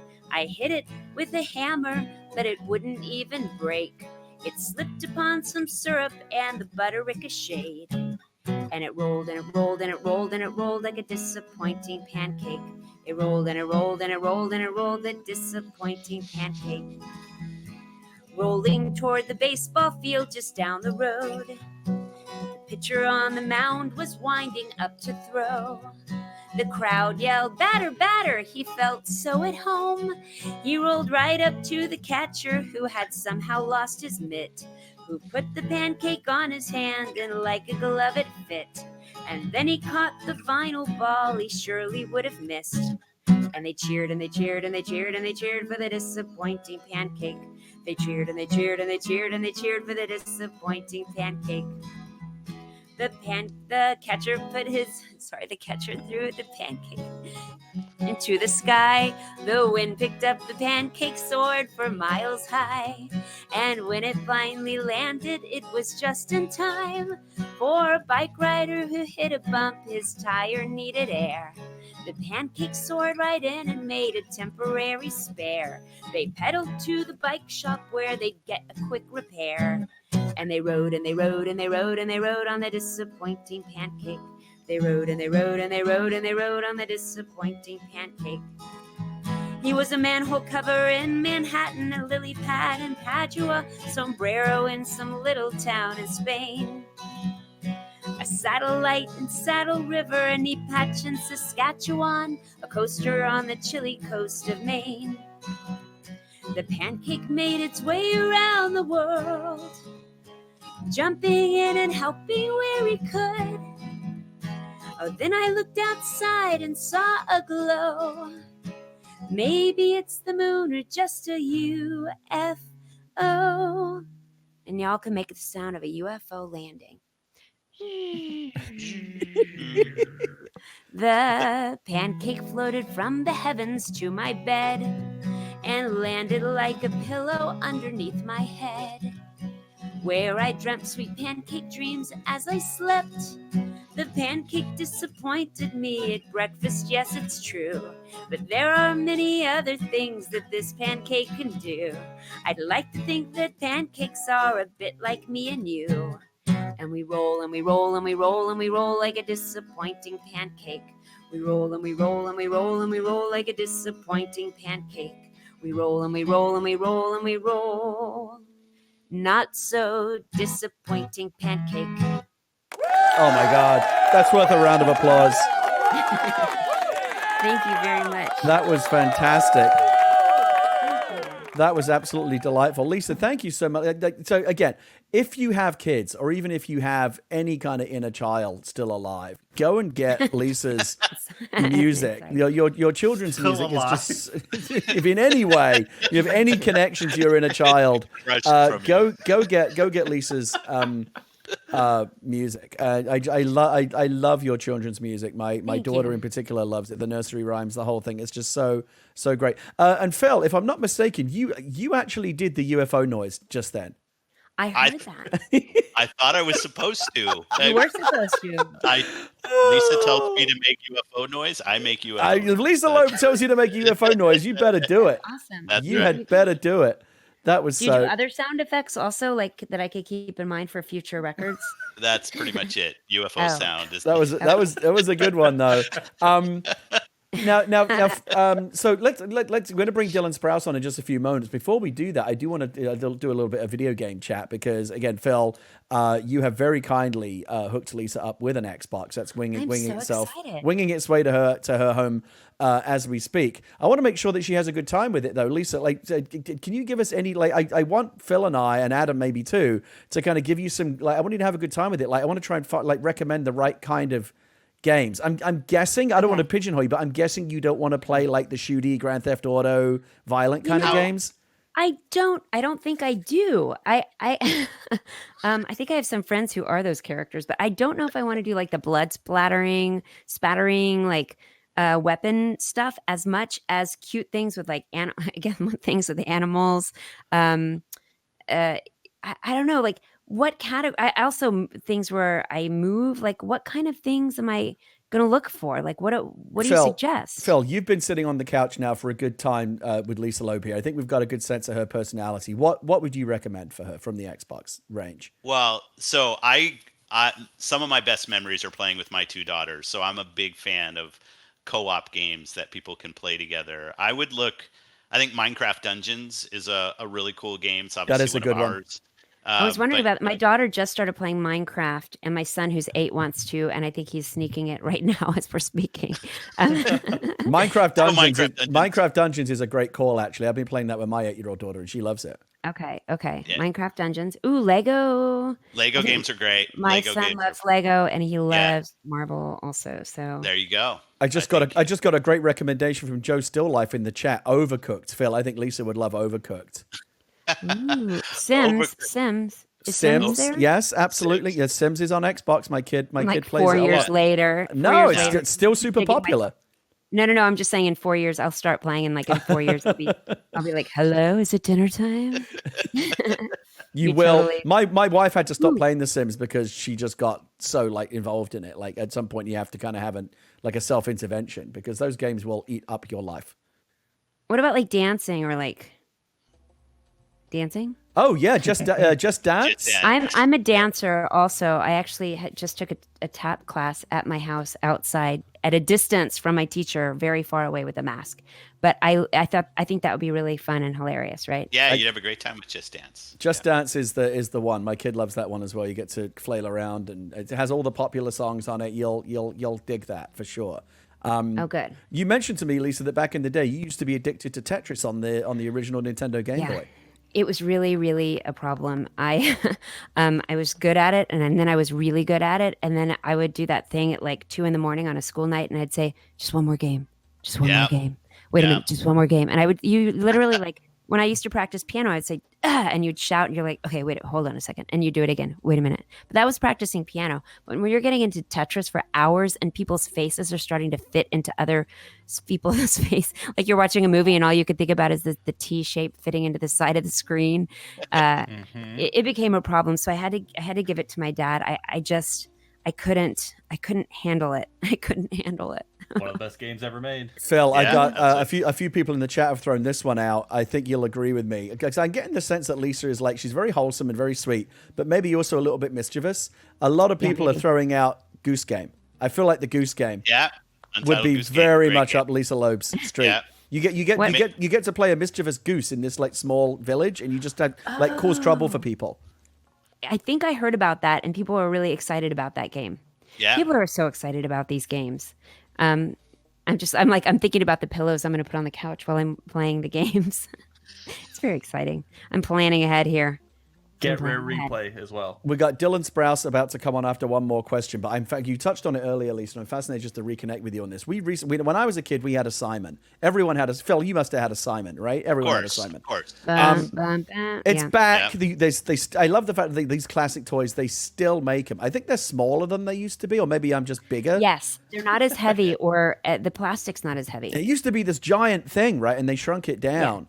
But so it's interesting. My daughter is like way better at it than I mean, I'm 48 years old. My brain's starting to seize up. It's pretty much over for me. But my daughter's brain is still like a sponge. She's growing. She's super smart.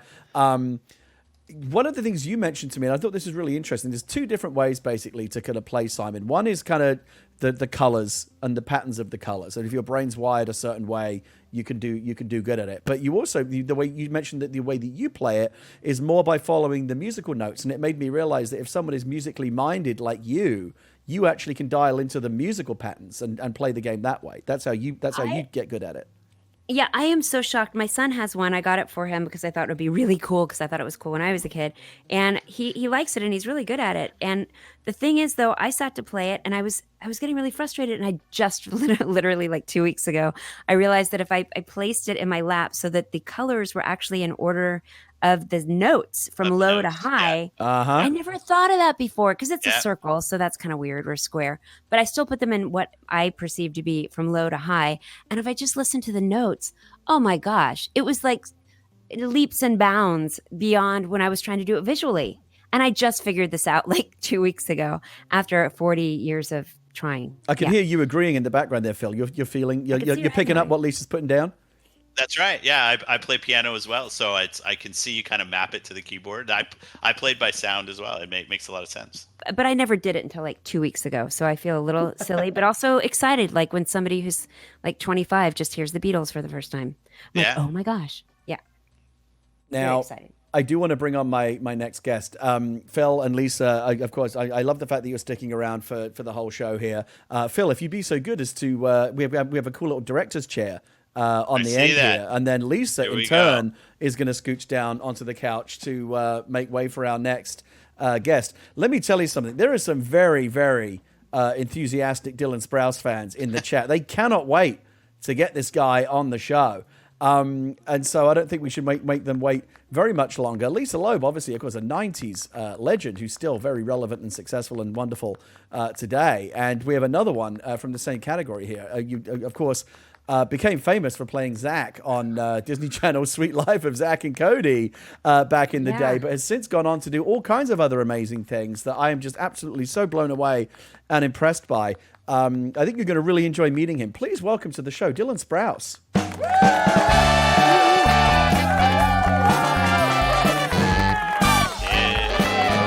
Where's that Dylan? There he is. There he is. We got him. Wait, I got a whole entrance. Hold on. Okay. Hacha. Oh, that's impressive. That's Thanks. is It's very pretty good, but Lisa sang 3 songs. That's so true. just over there. That's true. Well, Phil, I've I'm gonna prepared sing. my own children's album, so just get ready. Phil can't stop clapping. He's so impressed. Look at this. This is amazing. He Okay, can't I'll stop him. stop Okay, clapping. there we go. Stop There we go. clapping. All right. He's There gonna we do go. the entire No, don't Hamilton musical stop. for you. Dylan Sprouse. I mean, first of all, we got to talk about this outfit. What is going on with this like Edelweiss kind of Bavarian Alps scenario you've got going on here? Yes. So actually, there is a purpose behind this. My girlfriend and I have designed our entire town like an old pine forest, and it is very Bavarian. Even all of our villagers are kind of Bavarian inspired. I don't know how this ended up happening, but we just wanted a town theme. And so this is my day-to-day outfit, as you can see. Makes me want strudel. I can't even. No, I love it. So Dylan, you've got again, much like Lisa, you've got so much going on, and it's also interesting. Like when we first booked you on the show, I wasn't quite sure what we would talk about, and yet when you came and did the sound check, I was like, oh my god, how are we going to fit it all in? Because you've just got so much interesting stuff going on. I'm just going to dive in. Please do. You have your very own comic book. It's called Sun Eater. And I'm gonna put up the cover on because this cover is so badass. Look at this thing. Published through Heavy Metal Comics. My trusty mods are going to be dropping a link into the chat right now, so you can go pick this up from Heavy Metal Comics. Tell me, Dylan Sprouse, about Sun Eater. Yeah, well, I guess this is a good place to begin. It is it's been in the making for about 6 years now in total. I've been writing it.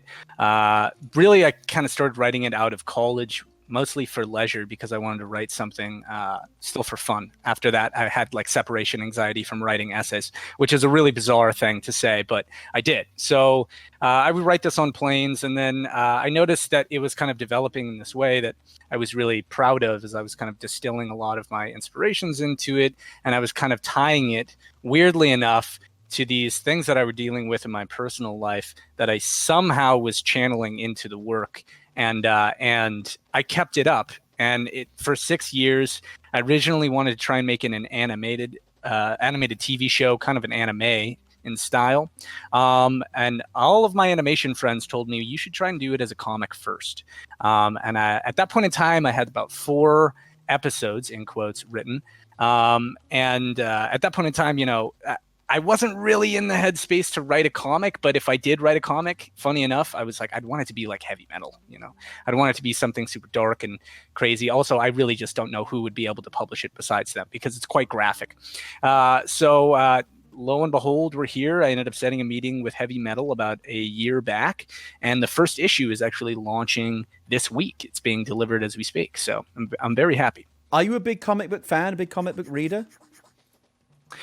I am, yeah. When I was 14, I think, my first job outside of the industry at that time, because I've been working in the acting industry for a long time, I took up a job at a Meltdown Comics in Sunset Boulevard because I was just obsessed with that place, and I really wanted to just get free comics for labor.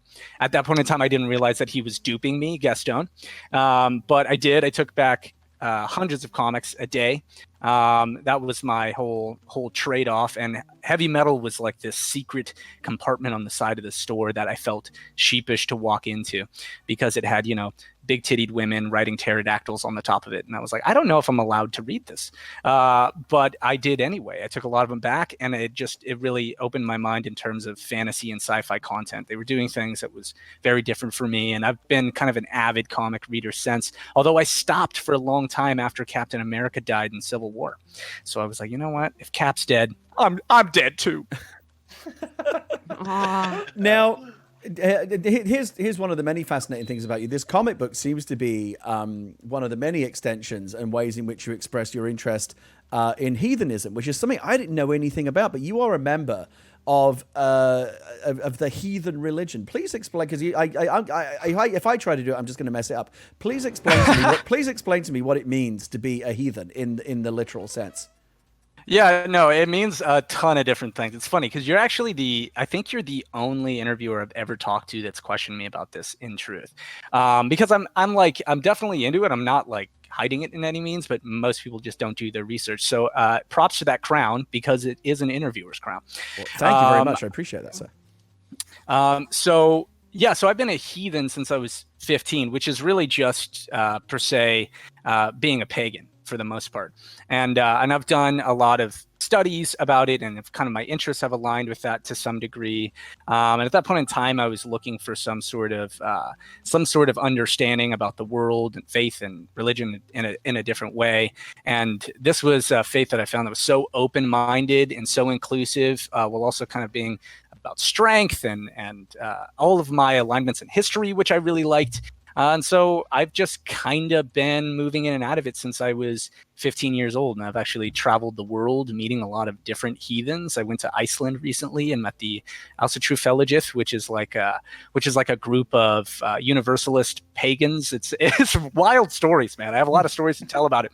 But it's been a major interest for me for a very long time. So it's a whole new world, and we're going to talk about some of the ways in which you've turned this into like some really interesting hobbies and business enterprises that you pursue. First of all, though, I texted you. I said, "My God, you got to send me this picture that you just put up on Instagram because I wanted to share it with the world." Dylan, you're very, very popular on the social media. Something like 4 or 5 million followers on Twitter, 9 million on Instagram, and it's not difficult to see why. As part of, I'm assuming this is part of kind of promotion for Sun Eater, the comic book, and also again just an expression of your interest in this particular subculture. I'm just going to pop this up on the screen now. You posted on Instagram earlier today what can only be described as, I believe the young people refer to it as a thirst trap. Here you Definitely are looking like some kind of like medieval Game of Thronesy kind of chainmail warrior here. What is going on in this picture other than me questioning everything I ever thought about my sexuality? Well, I will say, here we go. Boom. Okay. Well. Oh, look at you now. Yeah, look at that. You did the costume change. See, I got a whole list of them. Honestly, I took that when I was in Iceland, and one of the pagans that I'd met was like, "Hey, I have this photo studio, and we have a lot of armor. Do you want to come in and take some photos with me?" And I was like, absolutely, I need to do it immediately. So I went over there, and he gave me a bunch of swords and bows and weapons and armor, and I took these photos, which are still a prized possession of mine, frankly. And you might think that they're thirst trapping, but I feel like you might be in a very particular sect of people. I think you're in a very particular sect of people who think that is wonderful. I think that the same way, for the record. I think they're awesome. I think I look really Dylan, come on. Cool. Don't try to be coy. Don't try to be coy. You are smoldering in this picture. I'm just going to keep putting it up on the screen because I never get tired of it. Look at you. I will say it's the armor that makes the man. It's the fur and you're all of it. Medieval beefcake. I don't have the muscles to boot. That's just the chainmail. Speaking of sexy things, your representatives asked me to make sure that we talked about this movie that you have coming out. No. You have a movie coming out soon called After We Collided. And speaking of smoldering, here's a character poster that they sent me. Here you are, Dylan Sprouse, as the character of Trevor in the forthcoming movie After We Collided, looking like a very handsome and well-groomed man, but I'm guessing with the sense that like there's more here than meets the eye. You look very respectable on the surface, but I'm guessing there might be a bit of a bad boy underneath. Now he's got a lot of kinks. Yeah, sure. Tell me about this movie. So I think I need to start the beginning because I do think that it loops all into this. So Anna Todd, the author, wrote these actually started as a fan fiction about Harry Styles, funny enough, which it was just like potentially her character and Harry Styles kind of getting sexy and starting a romantic love life on Wattpad. And then Wattpad became crazed with it, and sort of in the same way that 50 Shades of Grey happened, this blew up and has now become a franchise in its own right. And so I actually read the second movie. So this is the second, and there's probably more to come. But I read the script, which was written by Roger Kumble, who directed Cruel Intentions and Just Friends. We talked about that a little bit earlier, and I read it and I was like, wow, this is quippy and funny, and I like the character Trevor a lot. I need to talk to these guys. So I ended up talking to them, and I think Anna is just the coolest person I've ever met. Like, super success story from Waffle House to best-selling author, and we just vibed so much. And I was like, you know what? Everyone on this sounds really rad. I'd already met the leads previously, and I'm like, let's just do this. So we shot down in Atlanta for a few weeks, and to be frank with you, it has got the most voracious fan base I have ever encountered in my life, in truth. They're awesome. I have a lot of art drawn of me and the characters now, which I find very funny. I'm not used to that.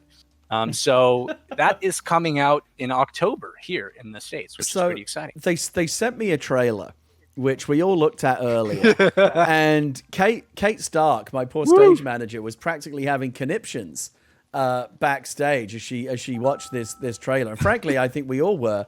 I mean, Dylan, you tell me. I'm in two minds about showing this trailer. I mean, we're inside a Nintendo game. This is a very, very sexy trailer for a very sexy movie. I don't think we can't show it, can we? It's too sexy. You know, I think it's so sexy. I think that people have to investigate it themselves. Yeah, frankly. I think so. I think what I would like to do is drop. What if Grandma walks in? What if Grandpa walks in? She's gonna drop dead. Yeah, on the floor. My 8-year-old just walked in. Yeah, let's. Those were nice glasses. I Really seriously think that we would get in trouble if we showed this trailer. It's that sexy. I'm not even kidding around here. I think what we'll probably do is we'll drop a link to, when we post the YouTube video, we'll drop a link to the trailer where people can go find it. But if we embed it in this video, we're in big trouble. So, I love it. Hey, look, I have a mix of things I'm obliged to talk about and things that I just love to talk about. So you just I'll take it on your cue, okay? Let's talk about this. I mean, so Kate, who is a Twitch expert, she's a pro streamer, said Twitch could legitimately take the stream down if we try to stream content this steamy. We could be in big trouble. Ooh, break the internet. It's big time. So I'll certainly break my stream.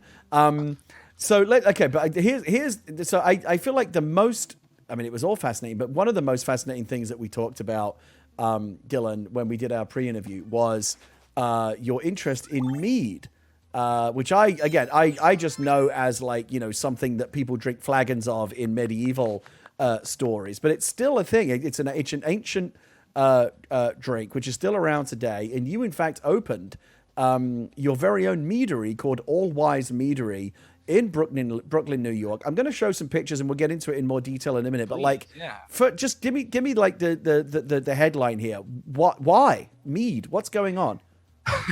I know we talked a little bit about this previously, but I for me, it's for a lot of different reasons. I should kind of preface, but primarily because I found that when I was brewing it and drinking it, I found that biologically I was consuming it easier. I had less bad side effects. And that is actually scientifically proven for a lot of people, funny enough, now that I've done some research. And so I figured, you know what, this drink is becoming vastly popular in the US. In the last 3 years, it was the fastest growing alcohol industry. And so I had been brewing it by then for about 5 years in total now. I've been brewing it since I was 16, so quite some time, about 12 years in total. But I ended up opening up this enterprise after college because I felt it was the right time. I really knew what I was doing with it. I tested the market. I had some really good recipes. My friends were interested in drinking and actually buying from me under the table. I sold a lot in my college dorm, illegally, mind you. And I felt like it was kind of the perfect time to do that. And New York had a lot of laws that were passing for the first time that were changing the legislation about breweries since the Prohibition. So it all kind of came together all at once. And I started brewing mead professionally about 2 years ago now. I've got to bring Phil and Lisa in here. I mean, I find this fascinating. We're going to try to hook Kate up with some mead, but she's up in Canada, and the international shipping is a bit of an issue. But Phil, you're obviously in the US. Lisa, you're in the US. Would you be interested in some mead? Could Dylan interest you in some mead? Definitely. I have to get my fake fur vest out. And I have some leather boots that would look really good with the mead. But I've sort of have to, like, the medieval times as well. Like I read those Ken Follett books that look like books you'd find under somebody's dad's sofa because they're really boring looking, but they're amazing stories. and historic fiction, and I'm kind of obsessed with the medieval times. So it sounds As very long meaty. as they're I know it's bound not. in vellum. Oh my god, vellum is so soft. Vellum. I have a question. Mead is like very meaty. Like it's very. Does it have? Is this a weird question? Does it have like? I feel like it has like molasses has. Like it's really good for you. Does it have Yeah, those kind of nutrients? So that is a great question. And so a lot of what we do actually at the meadery is kind of either dispel or uplift some of the misinformation or the information about mead in total. So mead, funny enough, is brewed primarily with honey. So anything that is brewed primarily with honey as its fermentable sugar is classified as a mead. And that being said, beers, obviously grains, wines, grapes, yada, yada, yada. But there is no one particular taste to mead, right? A lot of people think it tastes a certain way, like it's a named drink. But the truth is that because it is a classification of alcohol, it can taste in very, very many different ways. We particularly at Allwise, we make our stuff that's a bone dry natural mead. So we add no chemical sulfites, no additives. We let the process live its way out. And it's much more like an organic natural wine in that sense. And it sits around like 9 to 13%, anywhere in between then, depending on the batch that we make. But the kind of sugary molasses heaviness that you're talking about was actually a style of mead that's been really popular in the US for like the last 60 years. And they've been preaching it as the historical mead, right? But the truth is that couldn't be farther from the truth.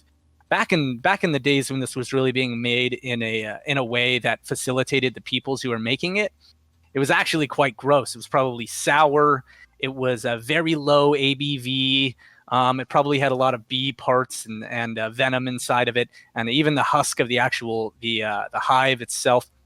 And then the rest of it was taxed off by kind of the aristocratic class in a weird way. So I would love for you to actually try some of the mead that we make, because it might dispel some of your understanding of it.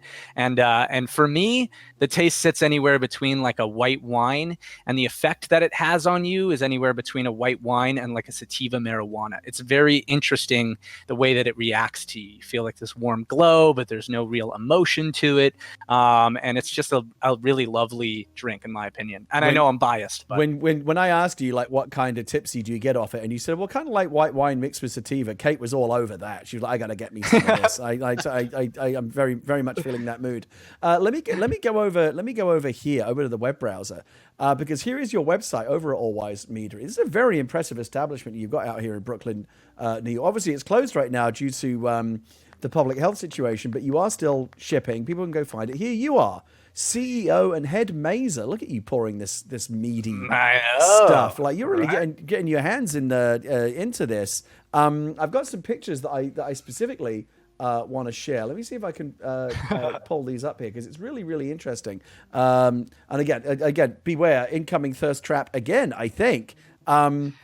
I gotta tell you, I'm unsure. I'm unsure that's thirst trappy. That's just the way I look. I mean, but I don't think you have to be trying to be. I think it's just a thing that can happen to you. It's just, you just genetically, you've got it. Here you are pouring some mead into a very large receptacle and helping out here. Again, I'm just showing some behind the scenes pictures. Look at this. It's fun. It's fun. Like we brew by hand, so it's a hell of an enterprise in there. We roll up our sleeves and mix with an actual brew paddle that has some wild yeast on it and some yeast as well. It's just a wild enterprise, but we try to remain as true to the source of making mead as historically possible. We've got Lisa hooked up with an Xbox. I think we need to get her and Phil hooked up with some mead. Just drink some of that, sit down with the Xbox, and again, it'll be 5 years instead of 4 years when I come out of it. Let's do it. Now, one of the interesting things, Dylan, on your on the website here is Allwise Meadery also does have its very own YouTube channel where you host a series of instructional videos teaching people about mead. And one of the interesting things that I noticed is you do it while wearing a collection of increasingly strange fake facial hair, like beards and moustaches and things, which I find fascinating. I want to show that. I'm going to show 90 seconds of this episode of one of Dylan's instructional mead videos. Please enjoy Dylan Sprouse telling you how to make mead. Good day, my children, good day. Welcome back to another episode of our series on mead, otherwise known as Dylan Talks Too Much About a Subject You Probably Only Care Slightly About. In this episode, we at All Wise Meadery will elaborate on how to make mead, the basics for all who might want to try making some themselves. You may be wondering to yourself, Dylan, I don't just enjoy drinking whatever I can throw down the old gullet. I like to know how my drinks are brewed. I like to socialize intelligently about my consumption. How do you make this? Well, my friend, I will explain this to you through the glory of voiceover and insert shots. Behold.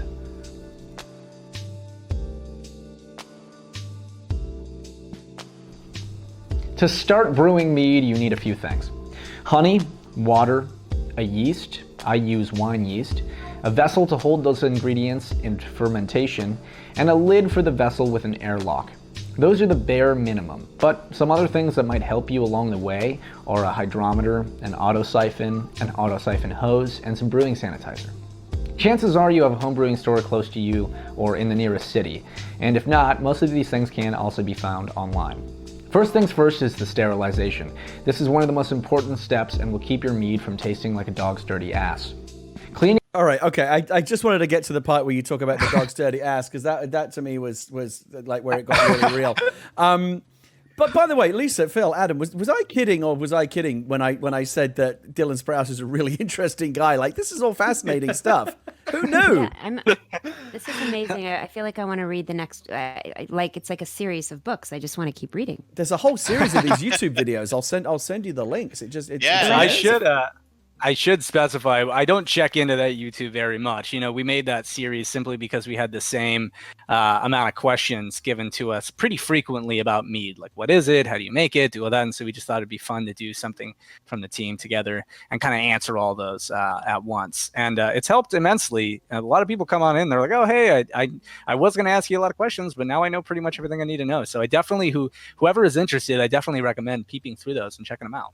So Zach, I do, of course, have to talk to you about Sweet Life. I know. Obviously, it's something you did back in the day when you were a child actor. You've obviously moved on, and now you've got all these other, comic books and mead, and you've got a sexy movie coming out. All this amazing stuff's happening, but we can't not acknowledge the fact that you were one of the stars of one of the big seminal original Disney Channel hits from the 90s. Like, you were a big star in like one of the great kind of pop cultural things that we all remember growing up. And so I'm fascinated to talk to you about it. Like, I don't even know I'm just going to ask you like a general question. Like, what was that like? Are you aware of the fact that it was like this, that it was such a big deal? Are you grateful for it? Like, what are your memories of living through that time and being on that show with your brother Cole? Oh, I mean, amazing. It was just amazing for the most part. I'm supremely grateful. I'm going to sound like an old man on his lawn right now, but I really disdain how a lot of people moving away from their past work kind of come off with this attitude that they shouldn't talk about it, or they sweep it under the rug, or they need to move forth. And in a way, they don't sound ungrateful, but they also don't recognize their own journey to a degree. I find that just kind of sacrilegious and weird. So for me, I've always been kind of the opposite. I've always kind of wanted to talk about it, and I'm supremely grateful for it. I mean, it provided me every opportunity that I have today, and some of my most lifelong family friends, I think, possible. It's funny, though, because now with Disney Plus, there's this whole new viewership of people who are coming fully around. Like, I have friends with kids now who are telling me that their kids are watching our show, and it's really nice to see. It's cool that people can attach themselves to something that long ago. I feel like, man, the last episode ended on my brother and I's 18th birthday, so it's been exactly 10 years almost. Because I mean, it really. And when people think about like what are like the big Disney Channel, like the really big, like the ones that kind of spawned all the others that we still have today. And so many, we had Selena Gomez on the show last week, who of course came out of Wizards of Waverly Place, which you also guest starred on. It's amazing to me. Like, educate me. I mean, I could have read the Wikipedia, but why do that when I can just go straight to Zach himself? Like, it was back when it was on the air, it was a massive deal, right? It was a big show. Oh yeah, totally. I mean, for a lot of people. Also, I think though that it was the kind of first show on that network that had a predominantly male audience, right? For the most part, Disney Channel was targeting young girls as their primary audience up until that point, where Zach and Cody was really the first foray into trying to make a show that was targeting boys. And so we kind of hit that sweet spot, pun intended, and we ended up really kind of walking away with a lot of good memories and a very obsessed fan base in that regard. And I think it's been a lot of fun watching it since.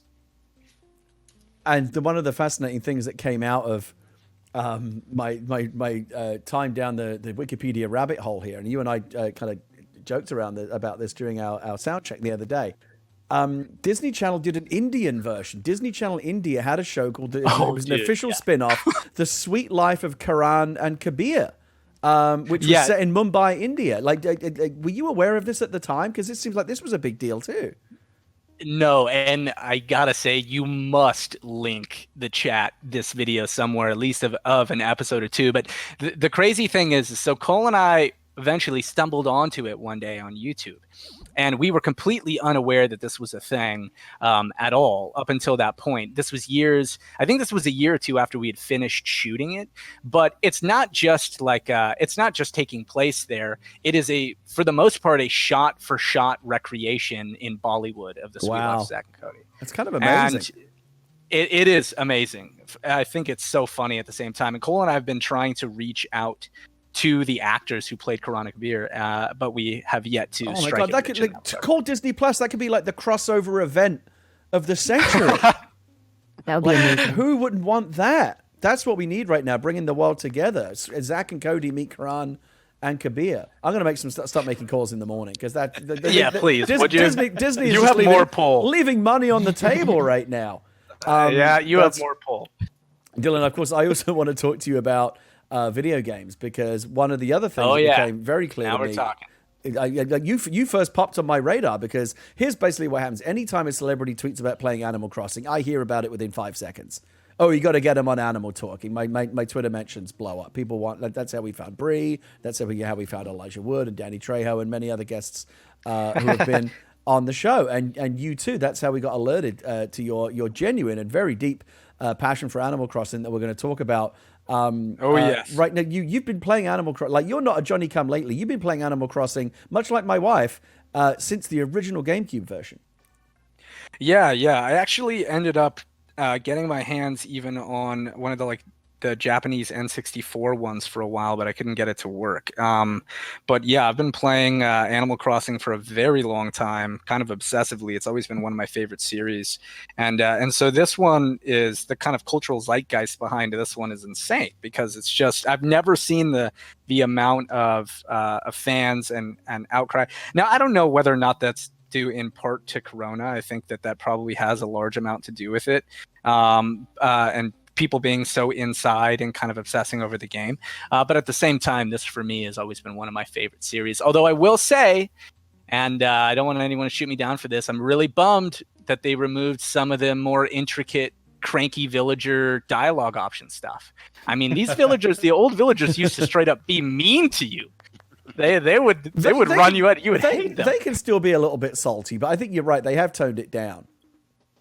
They definitely toned it down. I get it for the most part. And Phil, I'm sure that you can speak to this a little bit. When you run a company that big, you have to make some concessions here. But this one, I don't know. I don't know how to feel about it. I still see people posting some very strange comments from their villages. I get it in the air all the time, because I basically live down in my basement. Up there on this, this is like a post-apocalyptic scenario. Up there on the surface, we don't go up there because it's real bad. I have not worked on my island for months, because I'm always down here in my windowless basement. Phil, I want to bring you on, because you may not know this about Dylan, but you'll surely find this fascinating. Did you know, Phil Spencer, head of Xbox, that Dylan Sprouse, sitting right next to you here on the virtual couch inside Nintendo's Animal Crossing, went to NYU, where he studied game design and obtained a 4-year degree in video game design? That's awesome. That's have you built any games? Most of the games that I have built were exclusively inside of college. I did build a few. I went to a few game jams. I smelled a lot of smells. Nice. And then shortly after that, I went right into opening the meadery. So I always told myself, if I have an extreme amount of money to burn, I would go put it all into producing games. But that time has not come yet. So soon, one of these days. Now, funny enough, the kind of kicks I get are mostly doing voice acting stuff in games. Yeah. That for me has been kind of a weird crossover because I did the game design stuff. I kind of know exactly what the voice acting directors are looking for in that respect, or the beats that we need to hit, or how many times I need to die or be burned alive in the studio. So we're going to get to that, by the way. funny. I've got a video to show you, Dylan, that you may or may not have seen, but I think you're going to find it very entertaining. But first of all, I want to ask you. So your love for Animal Crossing is evident, but you are like a legit. When we asked you what kind of video games you're into, like you were talking about Stellaris, and like you clearly are like there's no fake gamer in you at all. You are the legit article. So let me ask you, like, what else are you playing right now? Well, yeah, so that's a good question. I am playing Stellaris still. I just built this this Bandit Kingdom empire race of turtles, so that's pretty fun. I'm currently conquering the stars. I just opened my L gate, and now I'm trying to keep back the menace. Besides that, I always kind of religiously play the Total War series. Those are some of my cough. Those are some of my most fun series. I really like RTS, and I think we talked about this the other day, but I'm definitely like a cozy boy gamer. I do not want to be stressed pretty much virtually at all while I play games. And for one reason or another, that kind of keeps me straying away from multiplayer games. Like I end up playing a lot of RTS games, but I always play single player, right? Yeah. Or I'll do things that, like I'll get a game and I'll play on hard, but I won't ever play on like legendary difficulty. It's just not for me. I want to feel relaxed. I want it to be an escape for me. And I know that there are a lot of other gamers out there like me in that respect too. So Yeah, most Phil, of the games that I stick to are like that. Let me ask you that, Phil, because I get a lot of stick for this, but honestly, I don't care. I play everything these days on baby ass baby mode. Let me ask you this: when you boot up a big new AAA game for the first time, and you're given a suite of options like very easy, medium, difficult, brutal, what's your go-to? Where do you go? I usually start at normal because that's where the team is balanced. But it's like anything, when you've built games for so long, when I play games, it's kind of through the lens of somebody who's thinking about the creative decisions that the teams are making. But yeah, I usually start on normal, and then I usually won't go back and replay a game on some kind of legendary or heroic mode. There's a few games that I will, that shows that if I really love a game. But I totally can resonate with I just want to chill. Games should be about entertainment, should be about escape and fun and relaxing. Like I don't need more stressful things in my life. So that makes a ton of sense to me. I actually am kind of like similar to that. I'm always on board with a game that actually doesn't provide you difficulty options. Right. And I understand how that can kind of shut out a lot of gamers. I'm sure you have a much different perspective than I do on this, Phil. But like, for example, Sekiro. Yeah, I played through that game and I was obsessed with it, right? And it was only until the end I was like, I don't really feel like I need to change the difficulty, but I feel like the whole thing was perfectly balanced. It felt like a Super NES game, right? It was super difficult, but at the same time, all of the mistakes that I made were my own, right? And I understand that that's kind of like the creme de la creme of game design, but I do more so enjoy games even without difficulty sliders. I feel like it saves me a lot of time. Lisa, you're currently surrounded by all these people talking about video games. I know that you're going to be discovering, like, we're getting an Xbox relatively late. We all discovered video gaming when we were kids, basically. Just sitting here with us, though, hearing about video games, do you feel like this is a world you could find yourself getting sucked into? Is there a gamer in you waiting to come out? I'm very excited about it. I do know some different video game people who create video games, and I'm constantly auditioning for the voice of some kind of warrior for a video game. I haven't gotten it yet. I think the last video game I was in was with Mark Hamill years ago. Oh wow! But it'd be fun to be a warrior or something at some point. It sounds really exciting. I will say, as a mom of two children, I think somebody else is going to have to help me do the dishes or some of those things. It takes a lot of time. It's really exciting, and I'm very excited to add it into my palette of things to do for fun, and also to do with my family. It sounds like a fun thing to do with the kids and with my husband. So I'm really excited about that, and I'll just put that on my analog calendar on the refrigerator next to writing a book and writing a song and making some kind of marshmallow of something. Look at all us entrepreneurs. I know, doing all the things. I know, this is great. One of my favorite things about this show is like the connections. Like we've had musical artists that have met on the show, never met before, and now they're collaborating on music together because they met on this show. It's so cool. Dylan, why are you a baby? Or why were you a baby until just then? Well, I was a baby because you said baby ass baby mode. So I felt like it was appropriate to turn into a baby. You've got a costume for every occasion. That's amazing. That's so cute. You mentioned earlier. I don't have a lot to do nowadays, Gary. I just play this for you. I know, it sounds like you're making mead, you're in these steamy movies, you've got comic books. It seems to me like you're doing plenty. I love it. Now's the time. Do it now. Do it now. Do That's all true. your things, everything you're passionate about. I love it. Absolutely. It's very exciting.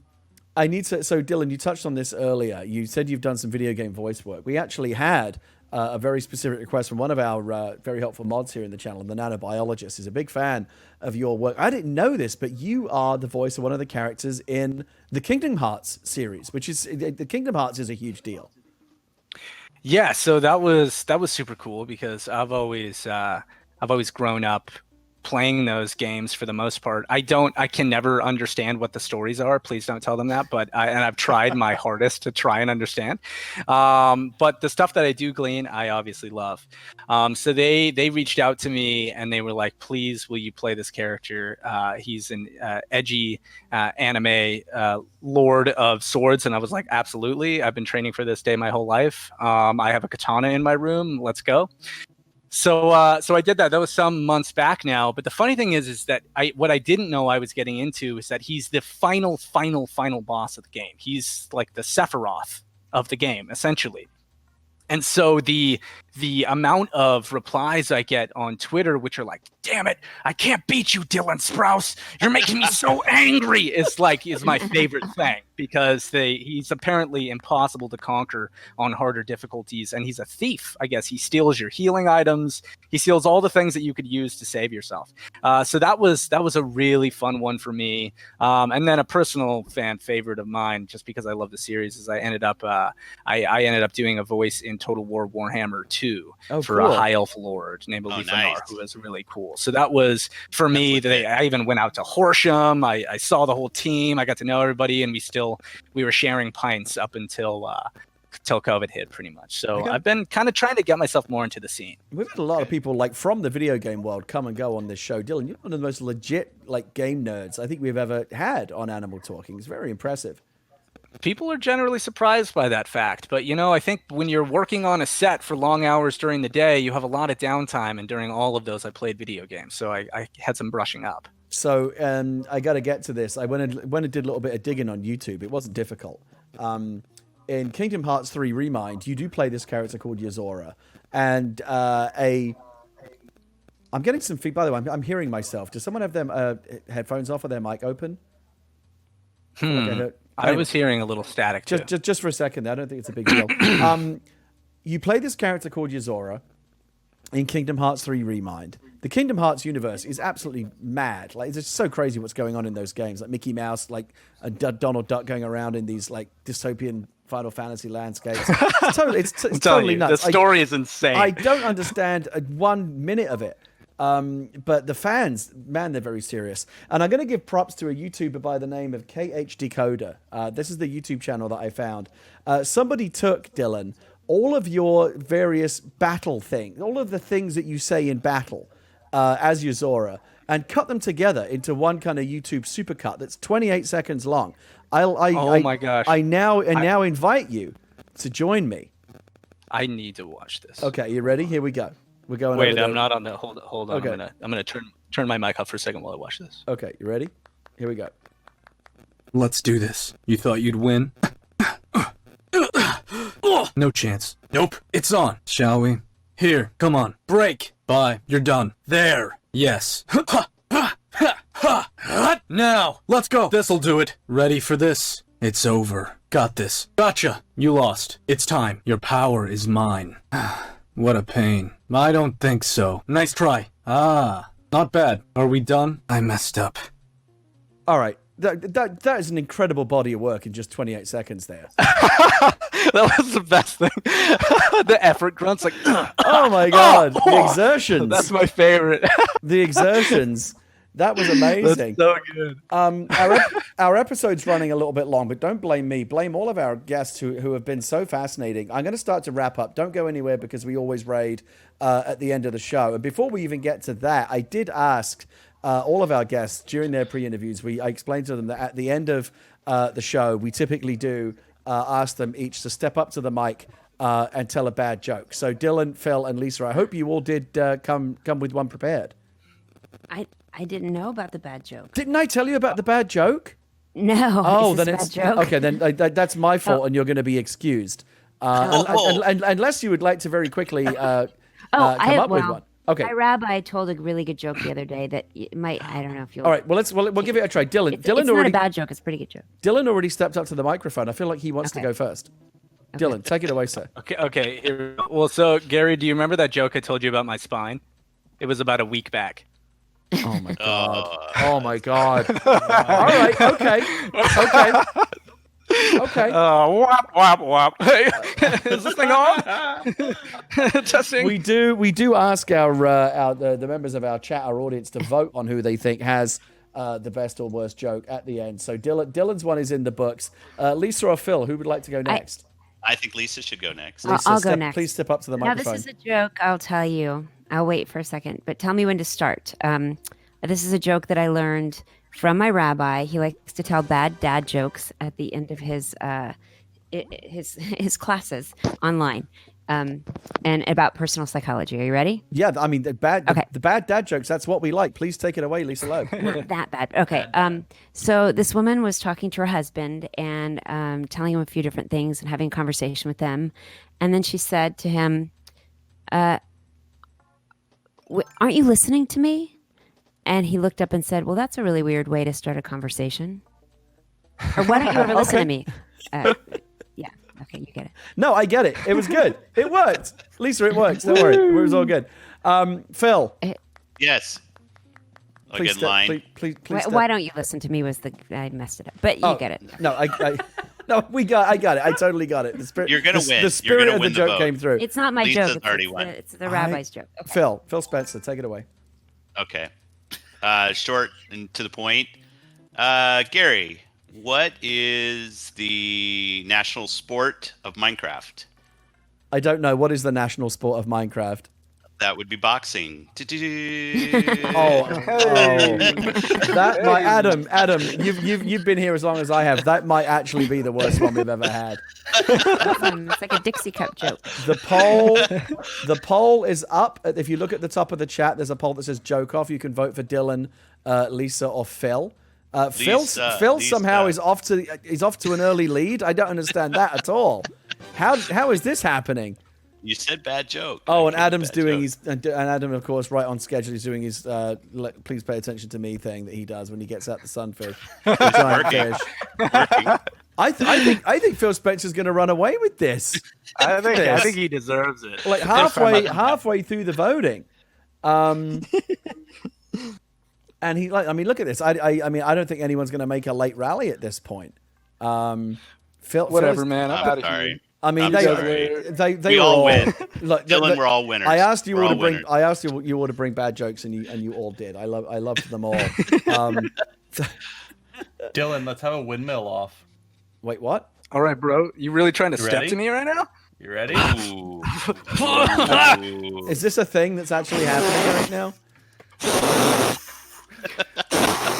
Oh my God! All right. What is happening? What is happening? Congratulations,